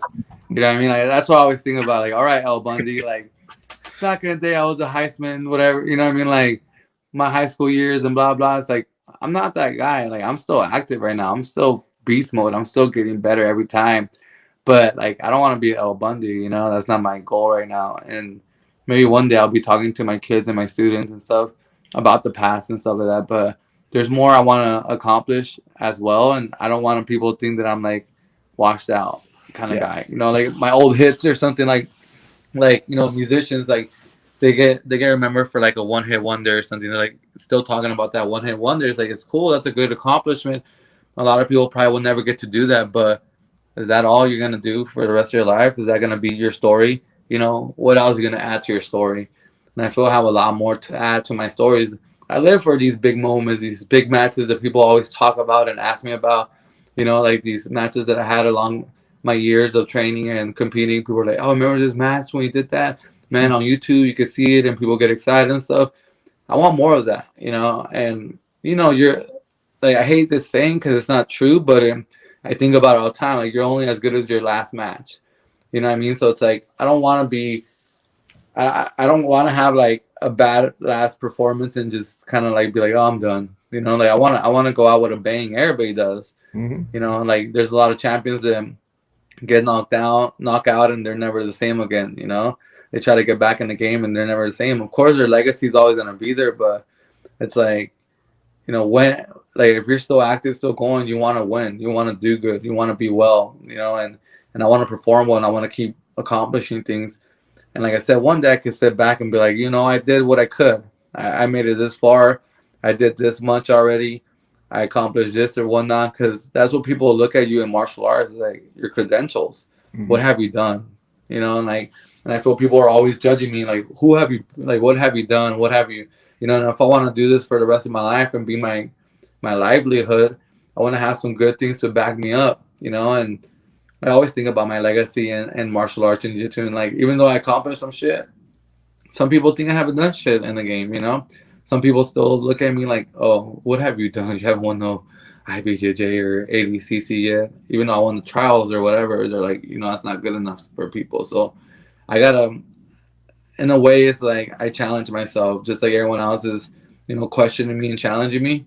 I do that to myself all the time. You know, I'm not satisfied. I want more. I'm hungry still. I'm hungry like a wolf. You know what I mean? Like I'm still, there's so much more for me to do, and if not, I want to at least try. It's a well lived life to continue trying, so that's why it's better to do it. The journey is always the fun part. Even the parts that suck, you'll probably you're good. I think the video just turned off for a split second, my friend. I'll give you a moment there. We just had you. There we go. Yeah, I think that most people who would probably try to address you, I would assume most of those people who said you haven't accomplished anything are from an internet comment section, because I've never seen anybody talk to you like that in front of your face. I have a problem. I read too much internet stuff, you know. I read every comment everyone ever left of me, and I really do. And I'm like, why am I reading all this shit? And like, it doesn't mean much, but it motivates me in a weird way. Like I love shit talkers. I love proving people wrong. You know what I mean? I love just proving everyone wrong and be like, look, motherfucker, like I'll go back and comment on a post from like 4 years ago and be like, well, you said I was never gonna beat this guy. Well, you said the school was these guys were better than me. What happened? And I just like I'm that pity sometimes, and it's sad, but whatever. It's not that sad. I mean, listen, dude, when I do commentary and I do that, you know, you obviously have people who love you, and that's the majority of people. But I read comments because I want to be better at my craft. So if they have something that they usually can provide me that's insight, I love that marketing and that intel. But yeah. I've had people who, I think one time I was doing the BJJ Fanatics one, and they were literally sending me a note, and they were like, I love Gordon, but I hate this other guy who's right next to him. I was like, oh, okay, well, cool. I mean, you should know that Gordon likes me doing commentary, so okay, cool. I looked that guy up a little bit later, and he just kept talking about me. And then I looked down at his profile, and on his profile, it's just him with selfies with all these big BJJ stars. And I thought to myself, oh, you're a groupie. Oh, yeah, no, you're showing up just for the big star because that's what you want. You don't understand what I do. So I really can't get mad at somebody who has their metaphorical dick in their mouth and that they're just doing that. Now, granted, I read my stuff, and I know that there's going to be a certain point if I continue to progress where I'm going to go, we're good here. Because for me, it's always about, much like you don't assume you're the best at your craft. You assume that the pursuit of it is really more important. So reading those comments is like, okay, I just want to be aware. Let's get to that goal. So I would laugh if I were you, but man, I laugh. I love it. Like, it's funny to me, you know, in a sense too. Like, and I'm just like, whatever. Like, people are trolls out there, and I've been a troll in my life, I'm sure, before, and it's all part of the society we live in. You know what I mean? We all got the rights to troll anybody that does things better than us.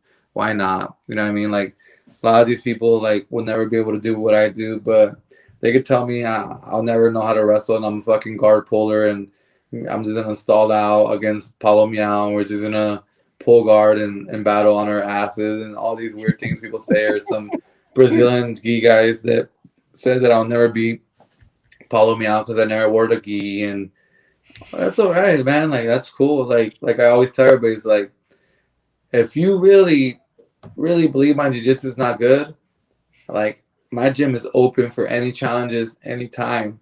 Like, I'm all about the challenge. I'll let you train for free at my gym just to roll with me. You know what I mean? Like, come through and challenge me. Like, and I have heard people wanted to challenge me, but I never had anybody really test me. I had a black belt come through a long time ago, and he was like a black belt from the Bay Area.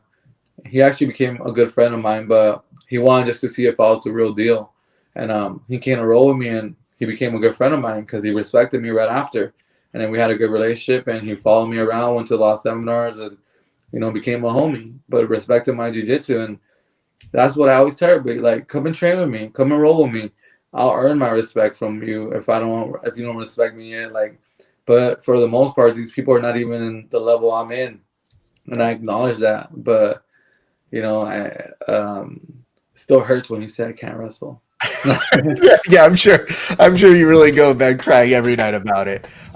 Hey, I did want to ask this, man, because I've been trying to do a checkup on all of our friends and making sure everything's good.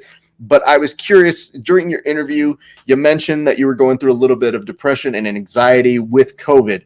I'm assuming that's because you didn't get to do the art that you love so much. So, how have you felt since getting back to training? I've been feeling really good. Like I always been a really confident, really positive guy because I always appreciate what I have in my life. I came up from not too much, and whenever I earned whatever I earned, I've been really happy with my life and really grateful and stuff. And like I live a good life. I'm lucky to have this life that I live in. But for some reason, I have no clue what triggered it. Like I just something triggered something, and I just felt one day I just like I couldn't.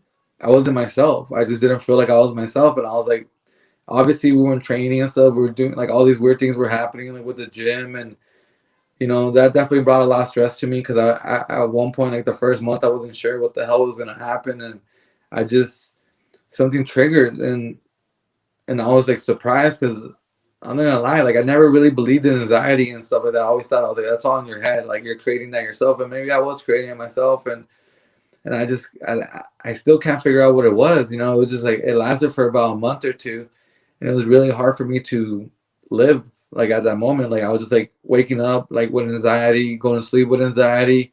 Even when I was going to practice, it started feeling better, but like only when I was in practice. After practice, I would go home and just feel like shit, like mentally, and like it was hard. It's still hard to explain for me, and it was something that I hope it never comes back. But I experienced like hard anxiety attacks that was like really draining, and at one point I was like, man, how am I going to be able to compete with this feeling? How am I going to be able to do anything in life with this feeling that I have right now? And I wouldn't say it was depression because I wasn't necessarily depressed. I felt it was more anxiety attacks and just weird mood swings that I was getting. Like I was just getting really like I couldn't watch TV, I couldn't listen to music, I couldn't enjoy the things that I enjoy usually, and it was making me making me unhappy. Like 'cause I was like is this gonna be me forever? Like I like to smoke and I couldn't even smoke. Like I couldn't do anything. I was like, man, like what's happening to me? And I started talking to people, my friends and my family, and I started expressing myself to everybody. And I felt people were just like kind of going through similar things. A lot of my friends, a lot of my family members, and just talking to people about it made me feel better. Just letting people know how I felt instead of just holding everything in and bottling everything. I felt just like talking about it, like putting it out there to the world, allow me to feel better about myself, allow me to kind of get to the core of the problem, which was I felt like I was just hiding too much, like feelings. I was trying to be too strong, too brave. I was trying to be that person that's always like doesn't have any problems, and there's things in life that are gonna happen that you can't really control, and you gotta accept the way they make you feel. If they don't make you feel unhappy, then like be honest to yourself. Don't hide it, because I feel like it's eventually gonna come out, and it's gonna come out, and it's gonna explode on you. And I feel like always trying to be brave and be Superman and be like, oh, nothing's wrong. And, keep that mask on at the gym and be like confident in front of everybody and be this black belt that people look up to was draining me. And, once I started opening up to people, even my class, even my teammates, I started talking about how I was feeling and stuff. And I was like, yo, this is how I feel. Like, honestly, this is how I feel. And some people were like surprised, but mostly everybody was like supportive, and people talked to me, came up to me and like, hey, I felt this way about this and that. And just admitting to myself that like I'm not perfect, and there's things that I gotta focus on, and there's things that I gotta improve on in my life, and I gotta just like make sure that I'm taking care of myself instead of always taking care of everybody and trying to make everyone feel better. I gotta make sure that I take care of this, and I started telling myself that I am in control. I'm in control of my mind. I'm in control of my reality. I'm in control of my world. And just walking, taking walks with my dog, and just hanging out at the park, the beach and stuff, and being in nature and expressing myself to people made me feel better. And out of nowhere, 2 months like comes or whatever, boom, one day I woke up and I was like, I feel better. Like I really feel better. And like I haven't had any day that I felt that way And I told my girlfriend that I feel better, and she's like, "Well, just keep that energy, you know."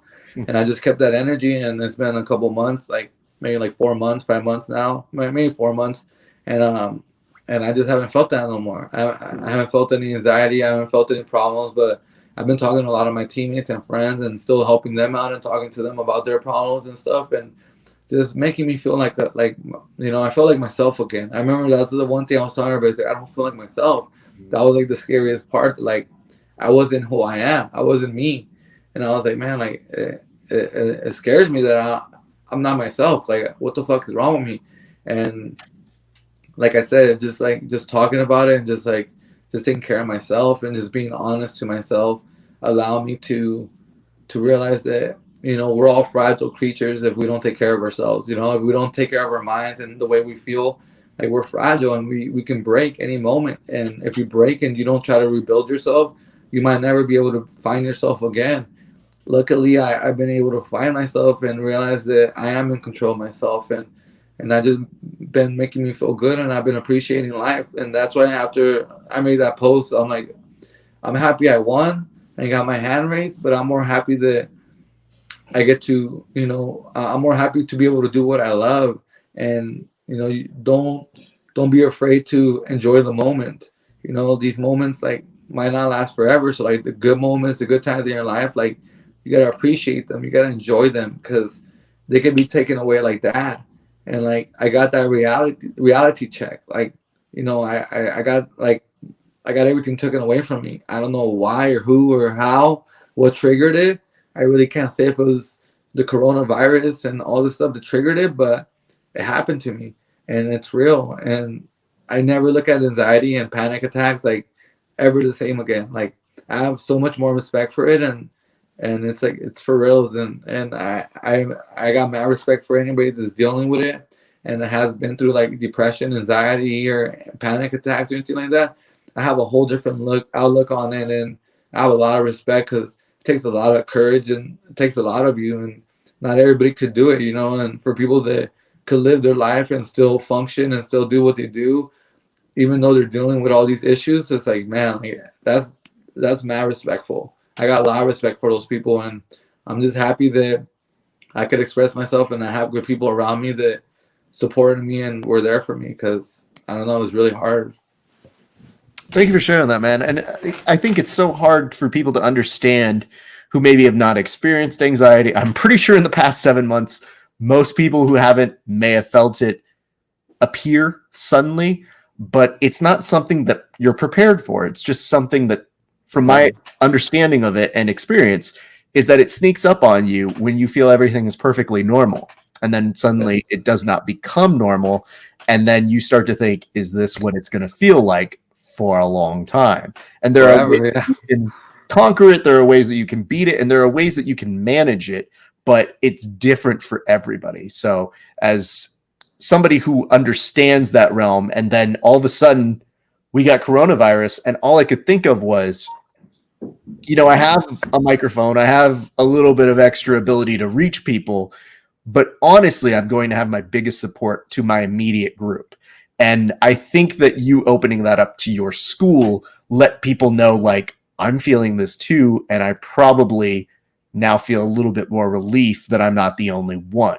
So as a result of that, those bonds probably become stronger, and you guys appreciate every day you get to train with each other all that much more. So I feel like it was probably, as hard as it was to do, not only the right thing to do, but one that will have a long-term impact for you and those people who experienced it in that point. I agree on that 100%. You know what I mean? Like, it definitely brought me closer to a lot of my students and my family, and I got to, relate with people. We get to be humans, like jiu-jitsu's, I always tell this to everybody, like jiu-jitsu is like a big part of my life, but it's not my life. You know what I mean? Like, my life is beyond jiu-jitsu, and if you can't live your life and just focus on jiu-jitsu only, then it's like, that's going to be hard. It's going to catch up on you. So you got to always remember who you are, and you got to remember your core, and you have to be real to yourself. Like, that's why I don't play no games being like a fake persona, in the jiu-jitsu community. I don't try to be that person and like tell everybody that I know everything and that I'm right and I can fuck everybody up and blah, blah, blah. Because it's gonna catch up to you. I know it will, and and if you like, the more negative you put out there, like the more negative you're gonna get back. You know what I mean? And the more positive you put out there, the more positive you're gonna get back. So, like for these people that try to front and they try to be, super hard all the time, and they know everything, and they want to be the best and the number one almighty, like that's a lot of pressure to put on yourself, because one day, like, you're gonna have a hard day, and I hope people are there for you, because you're gonna need it. It's gonna be hard to do it on your own, and I realized that in time, time humbles you, and I've been humbled many times, but I constantly keep getting humbled, and I'm constantly learning, and of course, I'm always gonna be confident. I'm always gonna be trying to fight for what I want and stuff like that, but I'm gonna do it the way I do it, my way. I'm gonna be real to everybody. I'm gonna be real to myself, because if you lie to everybody, that's cool. But once you start lying to yourself, it's like, like you can't lie to yourself. It's gonna catch up. You're gonna call yourself out eventually, and it's gonna hurt. You know what I mean? When you really see the truth. So you gotta be able to look in the mirror every day and be happy with yourself, and be real with yourself. And that's really what it comes down to. Just be real to yourself and be real to people around you, because you're gonna need that one day. Trust me. Absolutely, man. And it's so funny. You can almost see the story and how it ends for certain people, just in terms of like, you don't see it today, you might not see it in a week, but sometimes something happens that you're just not prepared for. And I would always say this in response to your, positive vibes bring positive vibes back. I think I learned something very quickly, which was, okay, listen, not everybody's going to love me or my show, but if I put a certain kind of positive vibe out there, the people who follow my show are going to be way higher premium human beings, because they're going to align with me, so that when I meet them, it's not like, oh, fuck this fan. It's going to be like, I'm excited to meet you. You listen to our show. You see this. You like us. We vibe in a certain way. And that's great, because sometimes when you have shitty fans, sometimes they're shitty people, and you have to look at them and be like, yeah, I'm not a fan of that, dude. That sucks, man. Don't be mean to people like that. So, it's a good status, I think, to put out there. But I want to also thank you real quick as we start to round third. Look at this. Not only did you come to do the interview today, but your background over here is the perfect sort of lighting setup that I don't have to do anything for. Some of the athletes I interview are literally in the dark or have phones that somehow look that they're giving me a connection from 2004. Here, we have pristine lighting that is the trademark green that we get to see from you and your vibe. So I very much appreciate you going the extra mile to make sure the lighting is impeccable, sir. Hey, thank you. I get it. Shit, like I want to, stream video games and stuff like that. So this is just in my room, my game room, and I just I have it to me and my girl have this room that we just kind of have like a little art vibe room, that we come in here and express ourselves. I play video games. She's a painter, a really good painter and artist, and she does her art here. And I've been spinning music and playing music in here, and just kind of like the vibe and stuff. So it's a good room for me to vibe in, and this is the kind of environment I want to be in. So if I do an interview, I want to feel good vibes and just promote how I feel. Like you said, this is this is me right here. Like I'm just like I feel this energy here, and I want you guys to feel a little bit of the energy that I feel. I just also want to let you know that sometimes when I put you on the solo like this, it does look a little trippy in the background. And I'm like, yo, it's almost got that magic I feel with that backdrop, man. So every once in a while I want to be like, is that some sort of, does he have a weird like Zoom background that I didn't know was going on here, man? Because like sometimes it just, it trips my eyesight a little bit. But anyway, Geo, man, it's been great catching up with you, dude. I mention this every time. We have these big markers. You came for our 300th Verbal Tap episode, but for season 3, I wanted to have somebody who meant something to us on the show and has always been super great. And you fit the description, but not only that, man, it's just, I see what's going on with everybody with COVID. I see how everybody's reacted toward it. And I understand it is one of the most difficult things to navigate. Nobody knows how to do this perfectly because we're just going through it. But I appreciate very up at the top, you and your brother were very good about trying to serve your students. I saw that there was like holds on accounts, all those sorts of things that you guys were trying to do that other gyms weren't doing at that time. And I just thought, even if we don't know what's happening, those things still matter to the rest of us who observe and want all these gyms to come through and survive. So on behalf of, I'm sure your students, but a lot of people who saw that, I just want to thank you, your brother, your whole team for providing that place where people could know that they can come back to and have came back to after it was all said and done, man. Yeah, we're super grateful for our students. You know, like if it, like, I know it's cliche to say, but if it's not for our students and our, you know, support, like from all of them, it's like we're nothing really. We're just jiu-jitsu athletes. You know, I want to be more than that. I want to, you know, we have a brand, the 10 Planet Freaks, you know, and we need people to support us for us to do what we love to do, and that's to be able to teach and share our jiu-jitsu knowledge and share the environment with everyone that's interested in joining us, you know, and being part of our family. So, you know, 10 Planet San Diego, 10 Planet Spring Valley, of course, my school, 10 Planet Oceanside, 10 Planet Poway with Kevin. All these schools are, you know, they're part of our family, part of our 10 Planet Freak brand. And if you guys are ever in San Diego, like, come through, come and feel the vibe, you know, because a lot of people talk about it, but we're about it. We're really about it. You know, we live this lifestyle. We love it.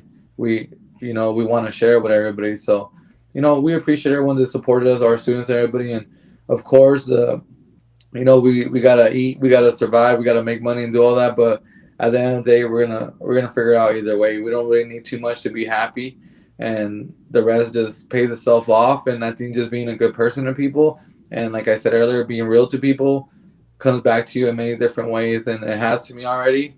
And my brother too, I know he appreciates it, and all the other coaches. And you know, we're just grateful to be able to live this life, and I'm never gonna take that for granted. And if anytime I have the opportunity to be fair and honest to my students, I'm gonna do it. You know what I mean? I'm not gonna hesitate to do it, because I'm not gonna be able to live with myself if I try to, you know, like rip them off or whatever. That's not what we're about. And I know a lot of people talk about that, but like I said, we're about it for reals.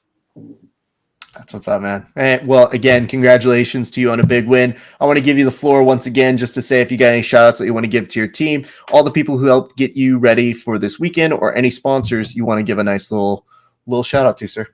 Yeah, like of course I want to give a shout out to, you know, all my teammates, you know, in 10 Planet Oceanside, all my teammates in 10 Planet Spring Valley, Poway, and San Diego. My big brother Boogeyman Martinez is always like my, you know, he's my coach, my friend, my teammate, my brother, you know, and I always appreciate him being there.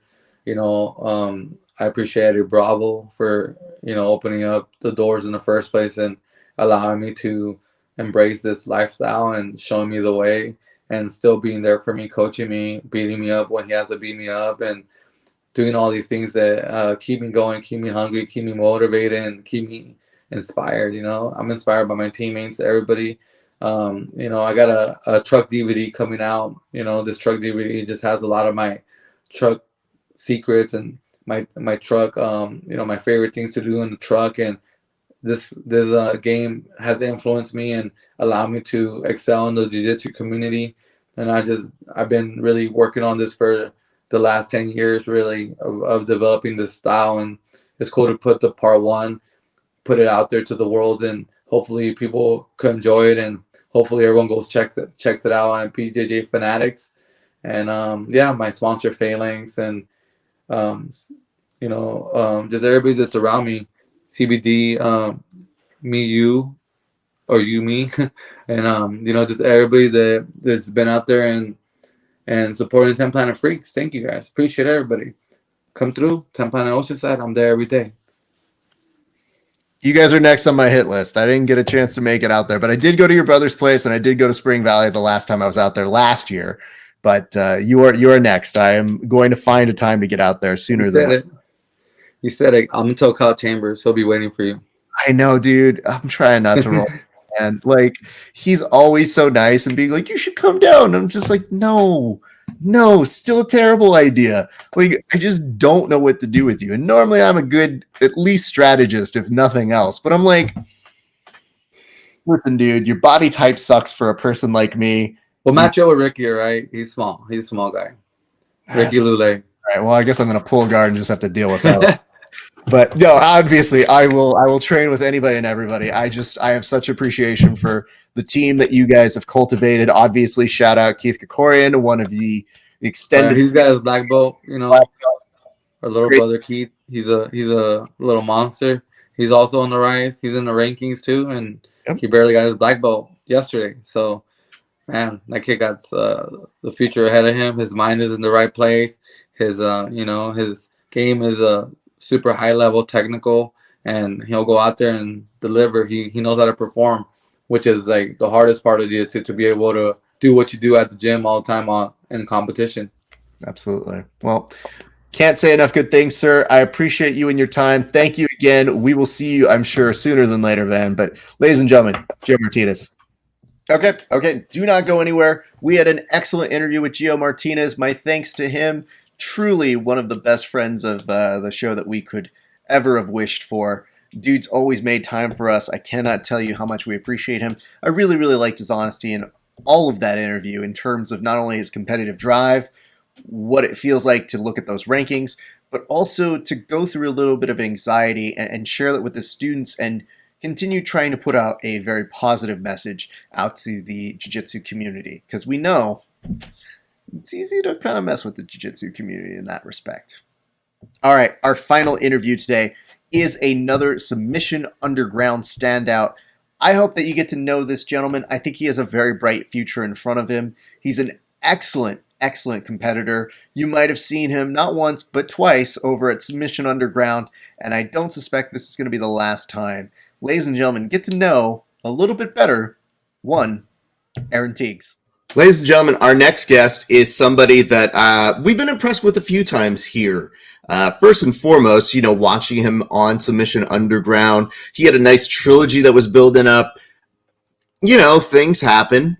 Opponent switch did happen for this particular juncture, but that didn't make it any less interesting. And one of the things I have to say about this gentleman who we are going to talk to in a second is not only in the Submission Underground does he have matches where he's willing to take on any opponent, not only is he getting ready to go ahead and compete in this week's Pan Ams, which is kind of nice, but he's one of those few participants in Submission Underground who does both gi and no gi. And to us here at the show, we do have a high appreciation for that. So we wanted to get to know him a little bit better and maybe get some inside knowledge on how we should be finishing our bow and arrow chokes, but fresh off a win over at Submission Underground. Please welcome to the show for the very first time, young Mr. Aaron Tiegs. Aaron, how are you doing, sir?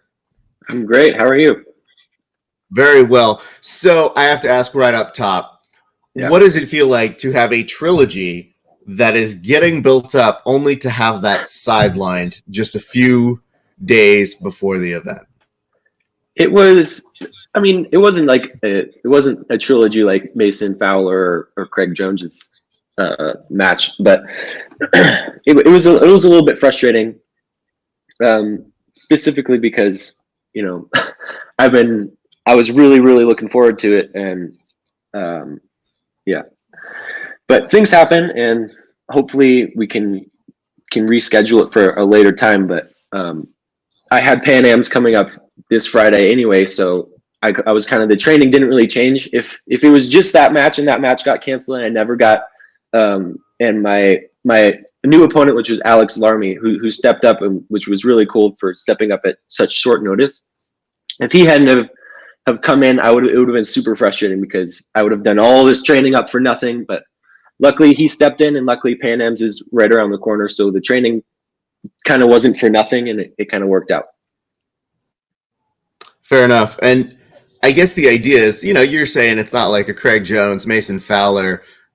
You were built with a nice sort of setup from Submission Underground, which shows that they have an appreciation for what you're doing for them. Like, I thought that's pretty cool that you get a trilogy. Most people get a one and done in Submission Underground, or you find some people, like even this weekend when I go, Keith hasn't been on this show yet, and I go, how?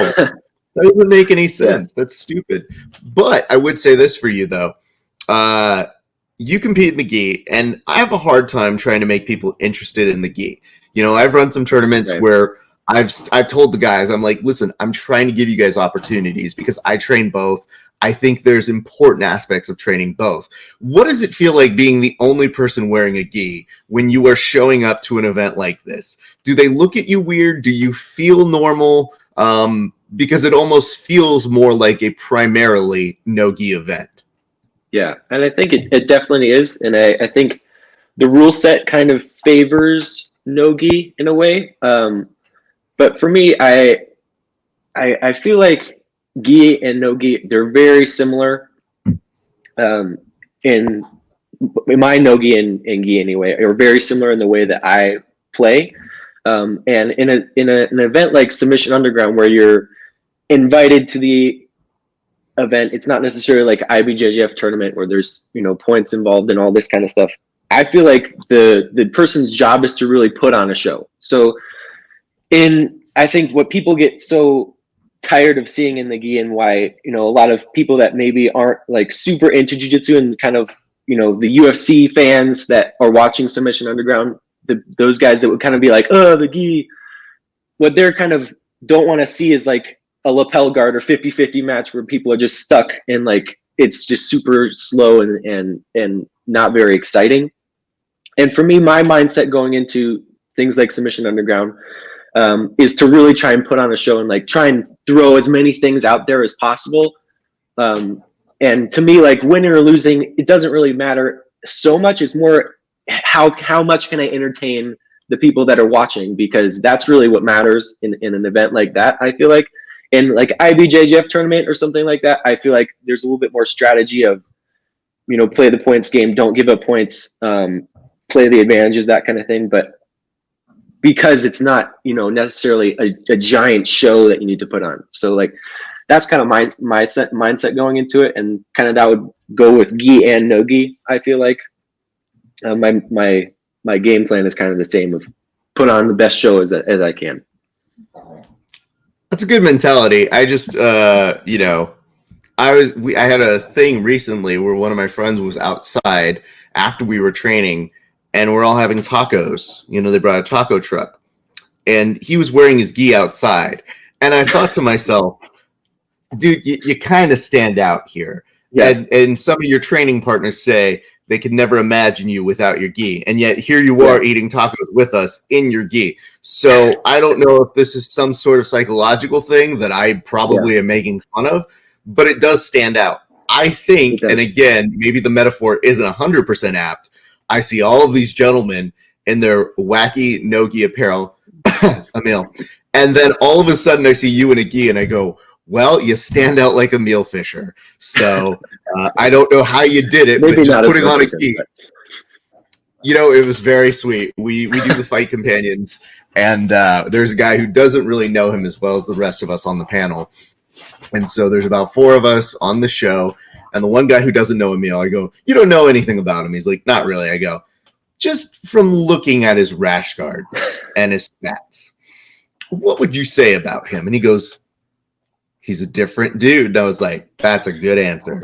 He's like, yeah, he seems a little out there. And I was like, even without knowing him, he knows. But anyway, Aaron, let's not talk about that. I just like the fact of seeing a rules meeting and you're in the gi and you're excited. But either way, like you mentioned, it is good practice for Pan Ams, because if we're talking, it's hard to get matches as is right now, especially for the gi. It kind of works in your favor, because have you gotten any other competitions outside of Submission Underground right now? That was really the first one. There was a couple that I was training up for that would have happened in July or September, but those kind of got put on hold. They were a little bit too ambitious, trying to like have it happen a little bit too soon, I think. But Submission Underground, they were looking for someone, and it was super lucky that I feel like I got in, and then it kind of worked out really well. And people are really, from what I hear, people are really enjoying the gi matches. And like, I'm totally willing to do no gi, but everyone is like, do more gi matches, because people love them. So I'm fine with that too. Absolutely. Well, walk us through your match. What does a mentality look like for you going into a match? I know a lot of people like to get into a very competitive mindset, like a day of, and they kind of go into their own mental space. This is kind of weird because they kidnap you in the middle of the woods. So that's a thing. Then you have to do signups with everybody, like in a tent wearing a mask. And then somewhere around, the late afternoon, you end up competing. So it's not quite, all things considered, the same. What do you like going into competition, sir? So before competition, lately I'm a psych student. This is my last term. Actually, I'm at Oregon State University, and this is my last term to get my bachelor's in psychology. So psychology has always kind of been one of my main interests, and so going into it, kind of my mental preparation aside from all the physical stuff is I try and do some kind of, a lot of like positive psychology.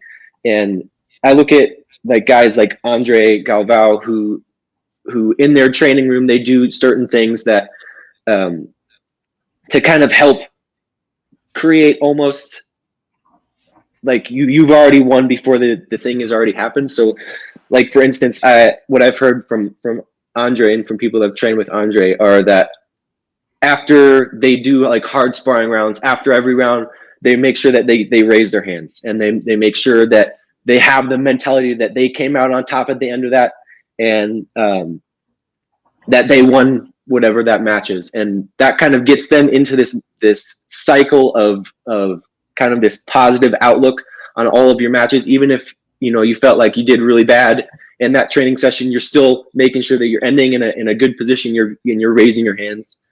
So I try and kind of adopt that kind of mentality going in all my training sessions. Maybe not necessarily the physical, like raising my hands, pounding my chest, yelling "Pohada," but kind of envisioning and picturing myself winning all the time. And to me, it doesn't really matter who the opponent is.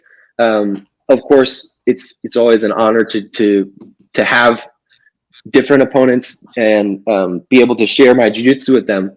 But to me, it's all kind of a battle with myself.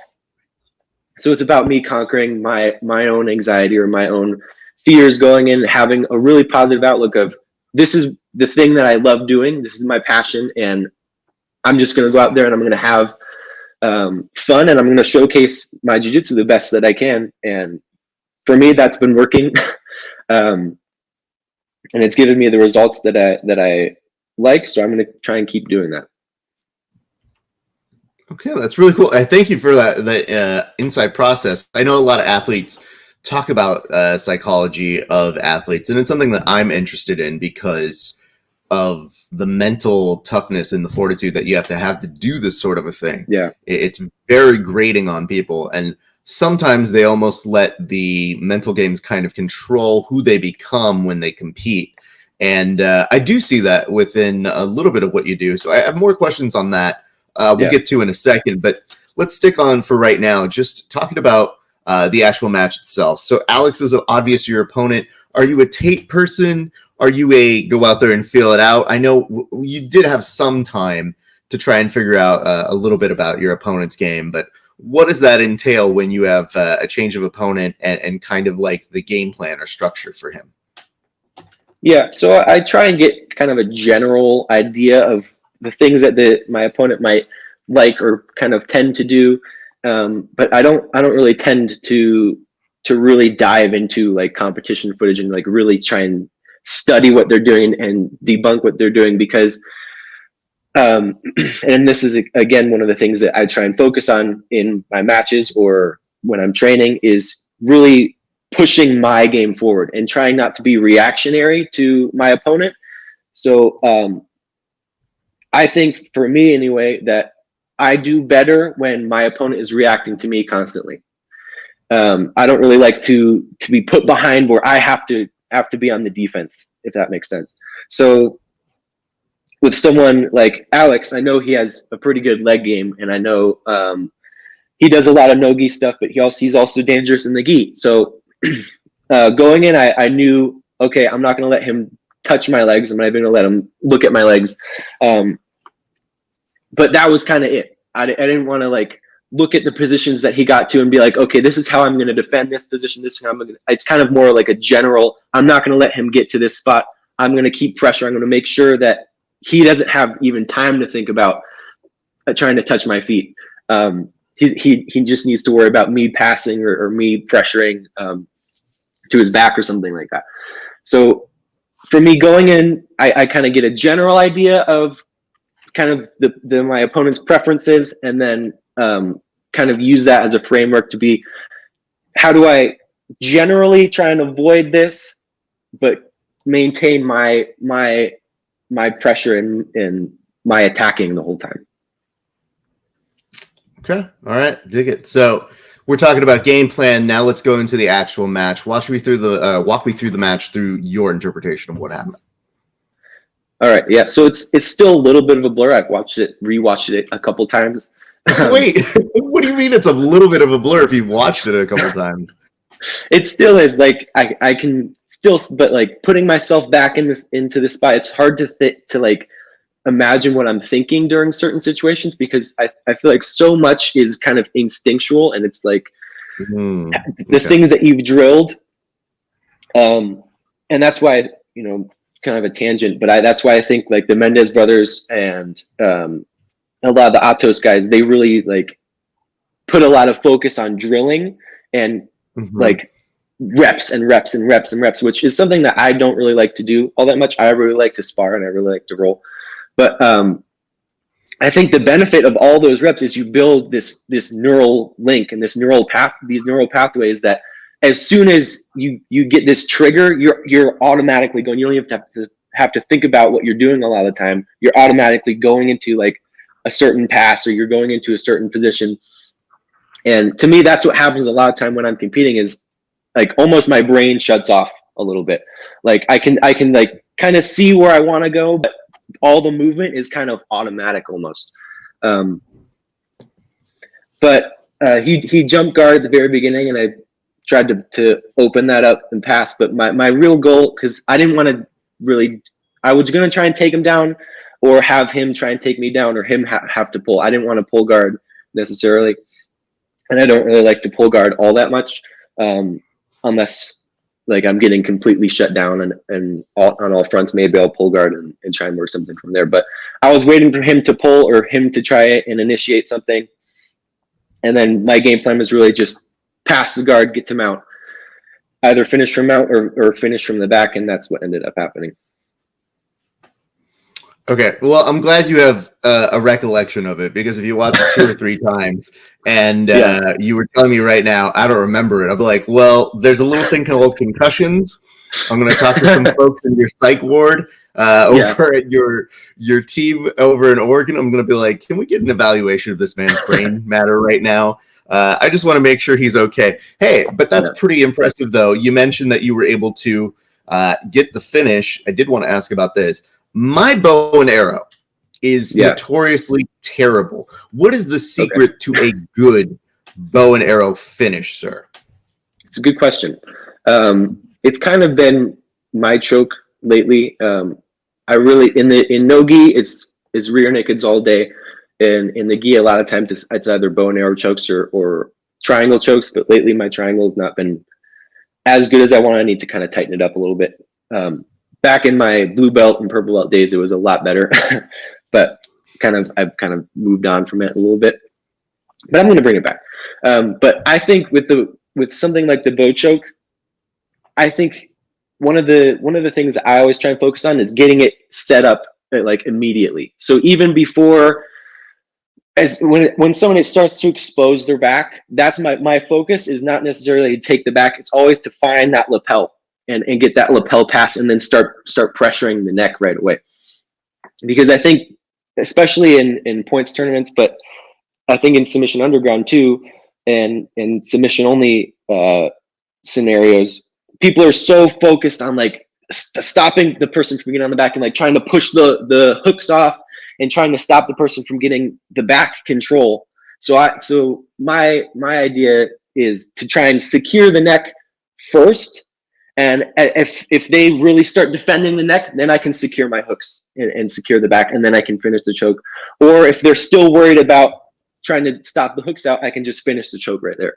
And I think that's what happened in this latest match is as he just exposed his back a little bit, I just jumped on getting that lapel hooked, and I wasn't able to secure the hooks, but I was able to use just that grip to kind of shove him back to the mat and get the bow choke. So that's kind of my idea, is trying to secure the neck right away. Other than that, try and keep your elbow down and hope for the best a lot of time. Hey man, it looked really impressive, and just explaining to a lot of these, because we have a nice little, like I mentioned, we have a fight companion.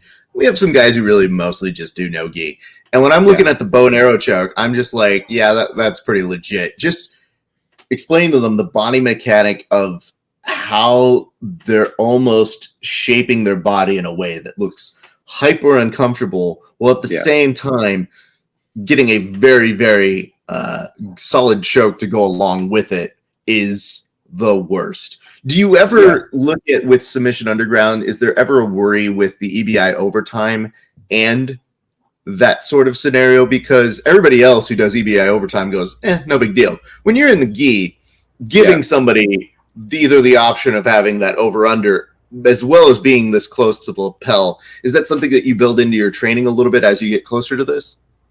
Yeah, definitely. For me, I really like the back position, so I feel like I have pretty good back defense because I know how to attack from the back pretty well. And I feel like has to do with a lot of positions in jiu-jitsu. Is if you have a really good, if you're really good at passing the guard, you probably have a pretty good guard as well, because you know what your opponent needs to do to be able to secure the position, right? So I know exactly what people need to get the bow choke, for example. So I know exactly the tiny little hole that I'm looking for to escape if someone's on my back. So I think it's definitely something to worry about in the gi. Is the bow choke is quick and it's there all the time, and it's hard to avoid. But it's understanding the mechanics of the bow choke and being able to finish the bow choke is what's going to help you figure out how to escape the bow choke. Because a lot of times people will get it secured on you, and then you just have to get a couple seconds, and then you can figure out, okay, there's a little hole right here, I can get my head out and escape. Well, you have a normal size head. I have a large head, so my escape takes a little bit longer than most people. You do, but you're lanky, so I know that sometimes people look at that neck and go, I really want to get that. My prize is always, well, his neck is strong because it has to support his giant head. So that's kind of been the story of my life. I would ask you this, though. Do you do anything to commemorate a win, or do they just ship you out of there so fast that you go, well, I guess I'm just going to go home. This was fun, everybody. Thanks. Bye. This is a good time. They have some catering and stuff there, and we get to hang out and talk to whoever stays. Some people, like right after their match, they leave. But I usually try and stick around to watch at least the rest of the matches, and then stick around long enough to see Chael and thank everyone. But after that, usually it's just dinner and hang out with my girlfriend or my family, and kind of just, I'm pretty low key. I don't like to party all that much. Jiu-Jitsu is my party. So I already did my party, so it's kind of low key afterwards. I'm going to tell you this right now. I don't know if you heard what I would consider merchandise, but Jiu-Jitsu is my party sounds like the best t-shirt I don't own. So if you don't make it, I'm just going to make all the money off of you. So I'm just going to tell you, put that out there if you don't have a t-shirt idea going on. That sounds great. What did Chael say to you afterwards? Because you did get a chance to go talk to him, I assume. Yeah.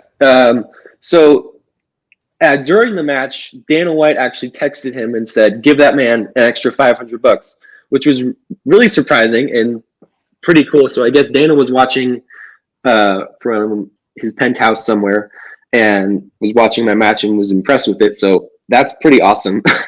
So I got a check from Chael, from Dana White, which was pretty cool. But he was, again, just like the last match, he was really, really entertained by the gi match. And like, it's one of the things where he was like, I didn't think these would be that exciting and that cool, but he loved them and was super congratulatory. And he just told me, like, be proud of what you've just done because it was super entertaining and it was awesome. So, and I mean, Chael is super nice in person. I know he has this mystique about him, but he's actually super, super nice. I probably shouldn't say that. I think we've broken kayfabe on Chael years Yeah. ago. I think the reason why it's so entertaining to me, if you look at the natural progression of heels that have come since Chael, is that the difference is when Chael did it, he did it with a smile and a wink. Mm-hmm. And so, you know, obviously we don't have certain countries who don't like us, but I think even they've waned over time. Yeah. And I think that he put a blueprint that was based off a lot of pro wrestling trash talk that a lot of people implemented into our sport. And it's changed us in some ways for the better. And, you know, we've got some people who are dumb and don't know how to do it. But at its core, I've heard nothing but very nice, respectable things about Chael. Yeah. I've heard he's the type of guy, when he drops in, he always tries to pay the fees. He is stupendous to the athletes. And more importantly to us, he's given opportunities to people like you and other athletes who, especially at this time, really need an avenue that isn't going to be the same as a lot of these other tournaments. And it serves the Pacific Northwest, which up until recently has been greatly ignored by tournaments. So for those reasons, you know, even if we have busted Chael's chops in the past, we have an immense respect of what he's doing. But I got to tell you that, man, that's got to feel pretty good to get noticed by one Dana White, who you mentioned if he's at his penthouse somewhere, that dude should be in Fight Island right now. And if he's at Fight Island right now, that man tuned in at a very different time zone just to make sure the content on the UFC was going off well. Yeah. I was super. People were texting me afterwards because right after my match, and I was like, "What? What are you guys talking about?"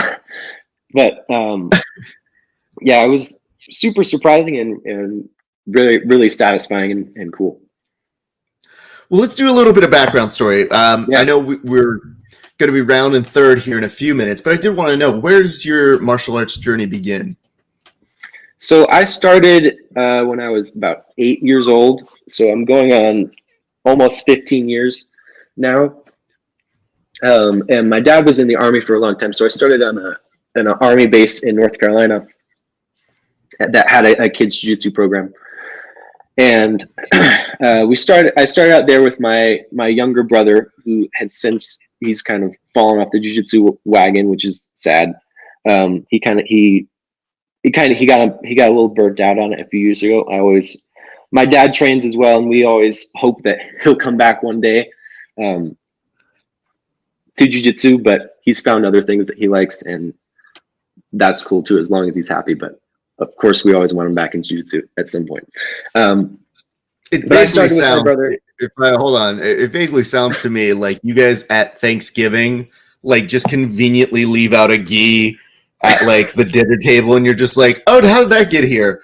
Yeah, we have some mats in back if you want to train. Mm-hmm. I mean, if you're cool, like, it sounds like it's almost like this dude's just like, "Dude, we've been doing this since we were kids, and I'm good with it." And you're just sitting there, and you and your dad are probably being like, "I mean, that's cool, dude, but like, it's jiu-jitsu and it's so much fun, and you kind of suck if you don't." So it's exactly like that. Every Christmas, Christmas open mats happening. You want to come? Either way, though, that's still a cool thing to have. You know, I don't have a sibling that I ever got to train with, but I have a sister who's done photography with me on events, and she looks at me and she goes, "I understand it." Like, just photographing it and shooting it, she goes, "I understand why you like this. I understand why you're doing this all the time." So I get that. It's kind of a cool thing. So I would say at least appreciate that you did have a brother to play and mess around with. But where does that lead to then? So I started there, and then my first at the Army base. My dad was Special Forces, so luckily you get a lot of extra cool perks as far as people that will come out. So Hoist Gracie would come out about once a year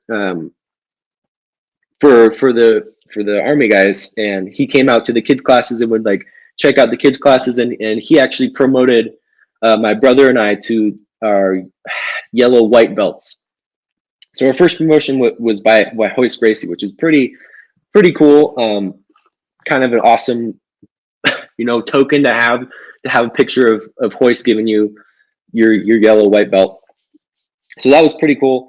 And I trained there in North Carolina for quite a few years, but my dad being in the Army, we moved around a lot. I ended up training in Rhode Island for a little bit with Two Swords BJJ and Abmar Barbosa. And then we ended up moving back to North Carolina, then to Israel. I trained in Israel for a year at Atos, Jerusalem there with Fabio and Elon, who were awesome. I got my blue belt from them. And then we moved back to North Carolina. And then after my dad retired from the Army, we moved out to Oregon. My dad wanted to battle sex trafficking. So he started up an organization here, which was called Guardian Group. He's kind of now moved on to another organization called All Things Possible, which is another sex trafficking, anti-sex trafficking organization that kind of fights sex trafficking and helps children that are in women and young men that are involved in the industry and need help getting out. So that's where he kind of moved. We moved out to Oregon from there, and then now I'm training at Clark's University of Martial Arts with Ryan Clark, who is kind of one of the pioneers of Oregon Jiu-Jitsu. He's kind of an OG, and he has an amazing facility. He's an amazing coach. We have a ton of awesome coaches and competitors, and we have pretty soon there's going to be like 5 or 6 new black belts at the gym, which is going to be pretty cool. It's kind of been building all these years, and people are getting good, and it's pretty cool. Well, first and foremost, obviously express some thanks to your dad. That sounds like an excellent thing that he is doing. Yeah. It's a very, very important aspect that a lot of people in our sport talk about, but oftentimes won't probably do something. And I can only imagine the horror stories that he's doing. So that is some of the hardest work out there. So much respect and appreciation to your dad, and even more so also for getting you into jiu-jitsu, because it seems like it is something that has really ingrained its way in your life. I would ask this: do you remember the exact day that you fell in love with jiu-jitsu? It was not necessarily the exact day. I could give you maybe a year. Probably around 15 is when I started kind of taking things seriously. But it was always I was homeschooled my whole life up until college. So kind of jiu-jitsu was kind of my PE. I did soccer and recreational soccer and jiu-jitsu, and that was kind of my PE for my school. So it was always kind of something that was in my life and I was doing and I enjoyed. And then around kind of 15-ish, when we were in Israel, I kind of switch kind of flipped a little bit, and I was like, this is something I'm getting pretty good at this. Maybe this is something that I could try and make a little bit of a career off of and try and build something off of. So that's where kind of that addiction, the real addiction, started. It's pretty cool, man. And it sounds like it is something that has stuck. I'm curious about this. Did the becoming a professional in jiu-jitsu happen first, or did the consideration to go into psychology happen first? So it was the psychology first.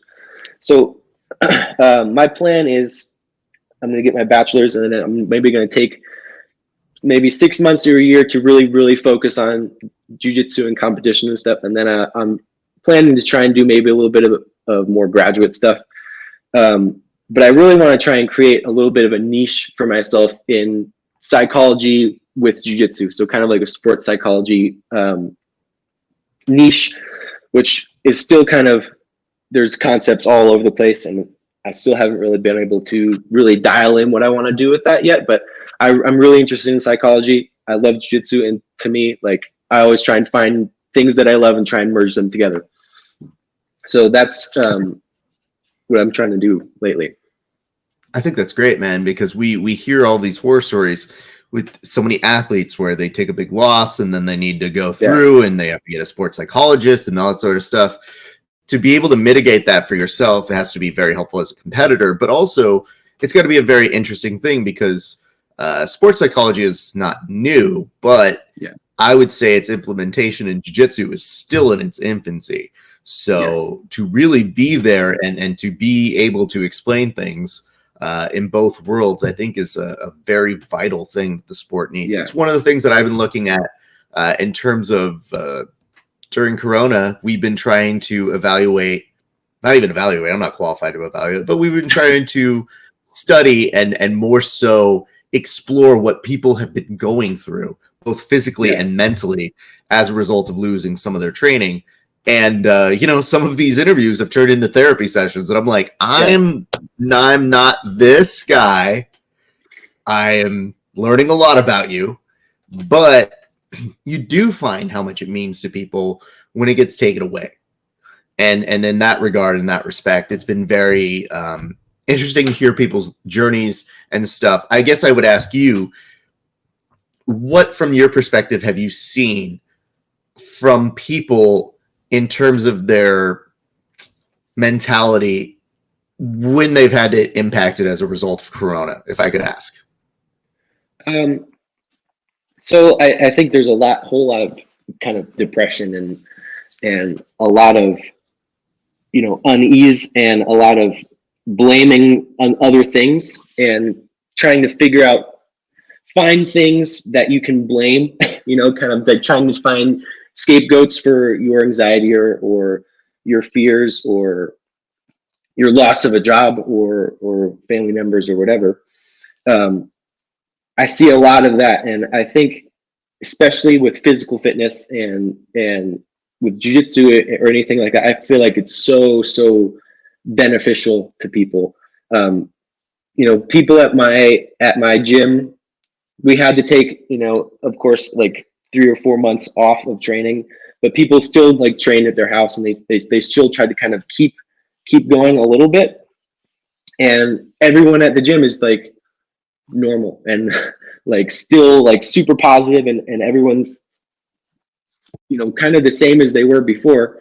But I look at the news and social media and stuff, which of course is kind of a cesspool as far as like what you're able to it's hard to like tell if this is what's really going on or if this is like a fabrication or a kind of what media or society is trying to like put up to show, this is what it's like, but really behind it, this is not actually what's happening. But from what I see a lot of the time, it's people are having a hard time. And I think just getting out and exercising is so beneficial. One of the things for me with my psychology studies and jiu-jitsu is I'm one of the, I coach some of the adult classes, but I also coach a lot of the kids jiu-jitsu classes, and I love working with kids.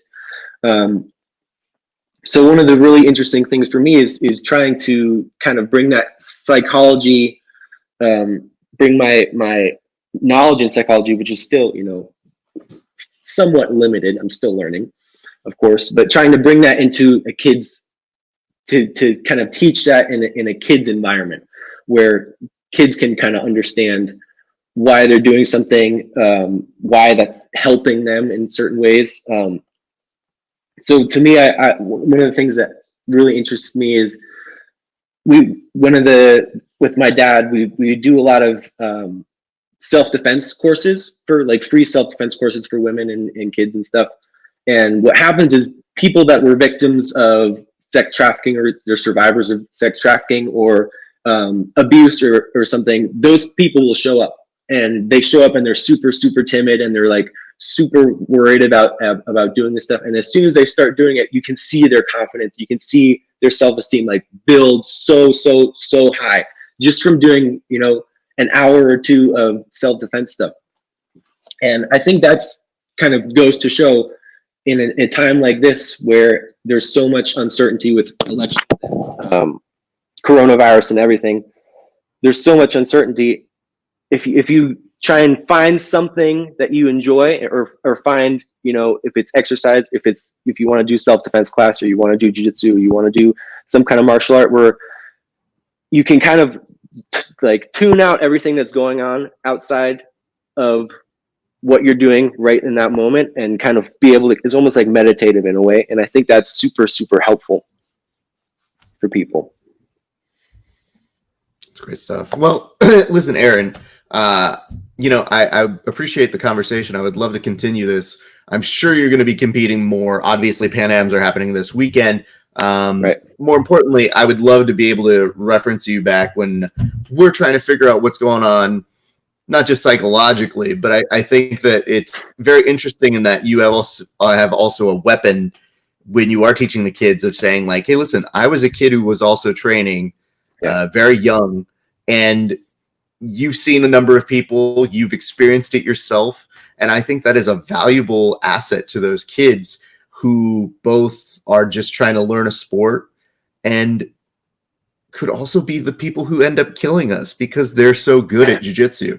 Like there's a whole reason why I see you very knowledgeable and very chill when you're finishing your bow and arrow, is because it's like, well, you've been there. So it's just, if you're able to drill it and it's muscle memory and it's got something that you've got a number of reps to and that you've been able to pull off, well, you're probably going to get it pretty well. So I would like to ask this before we go ahead and call it a day. Can we help you give out any shout outs or take care of any sponsors that you want to get before we get you on out of here, sir? Sure. So War Tribe, I'm wearing one of their shirts right now. They are a jiu-jitsu apparel and gi company. They make awesome gis. They make rash guards. They make no gi stuff, as well as sweatshirts and t-shirts and everything. Randy is the owner, and he's one of my training partners, and he's given me a bunch of opportunities they've given me gis. They've given me help with tournaments and things. War Tribe, check them out. They're awesome. They're located here in Bend, and they've taken a couple hits from the coronavirus, as I'm sure so many businesses and lots of jiu-jitsu gi companies have. So definitely check them out. I'm sure they have a couple sales going on or something. So check them out. Get some of their gear. It's awesome. And then my gym, Clark's University. If you're in the Bend, Oregon area, definitely check them out. We're here all the time, and I'm here all the time. Come train. It's really world-class stuff. Ryan is so knowledgeable about not only jiu-jitsu, but he is super knowledgeable in Muay Thai, as well as JKD, which is Jeet Kune Do, Bruce Lee's martial art.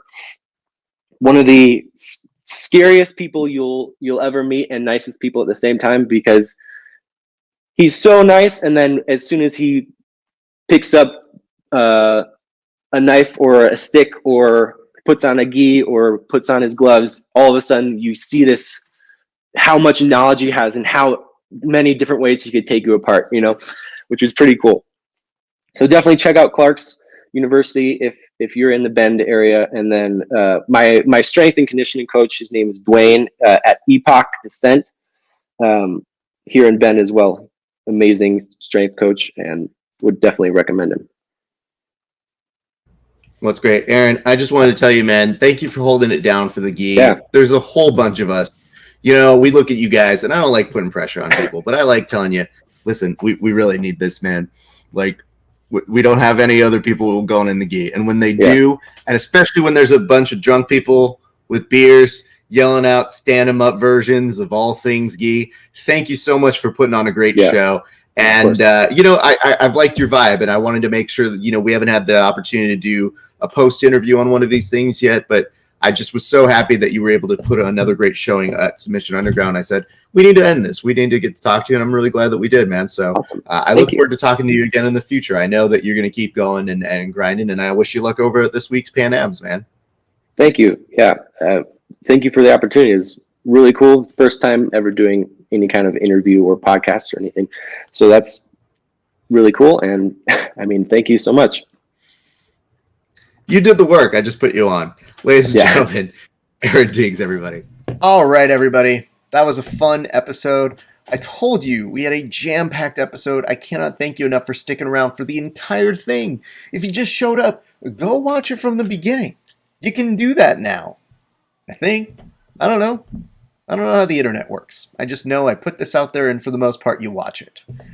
Anyway, again, thanks to our sponsors, NogiBJJGear.com. You can get cool shit like this. Look at this. Look at this iconic photo. Look at these iconic wrestlers. This is one of the best moments in WrestleMania history. Literally stopped to look at the audience, changed the trajectory of Hollywood Hulk Hogan and The Rock's match just by the audience reaction. It's impressive. Anyway, if you use the promotional code GrapplingHour15, you take 15% off of whatever you put in the cart. Also, our thanks to our friends over at DodgyCollective.com. That's going to do it here for this week. We'll probably see you this Saturday for another Fight Companion, and then we will return again next week with, who knows, some more surprises as we will continue on here at the Grappling Hour. My thanks to all of you guys again for the past 2 years of amazing, amazing moments. We're just getting started here. So, until then, it's been a great day for grappling. We'll see you back on the mats. Eventually.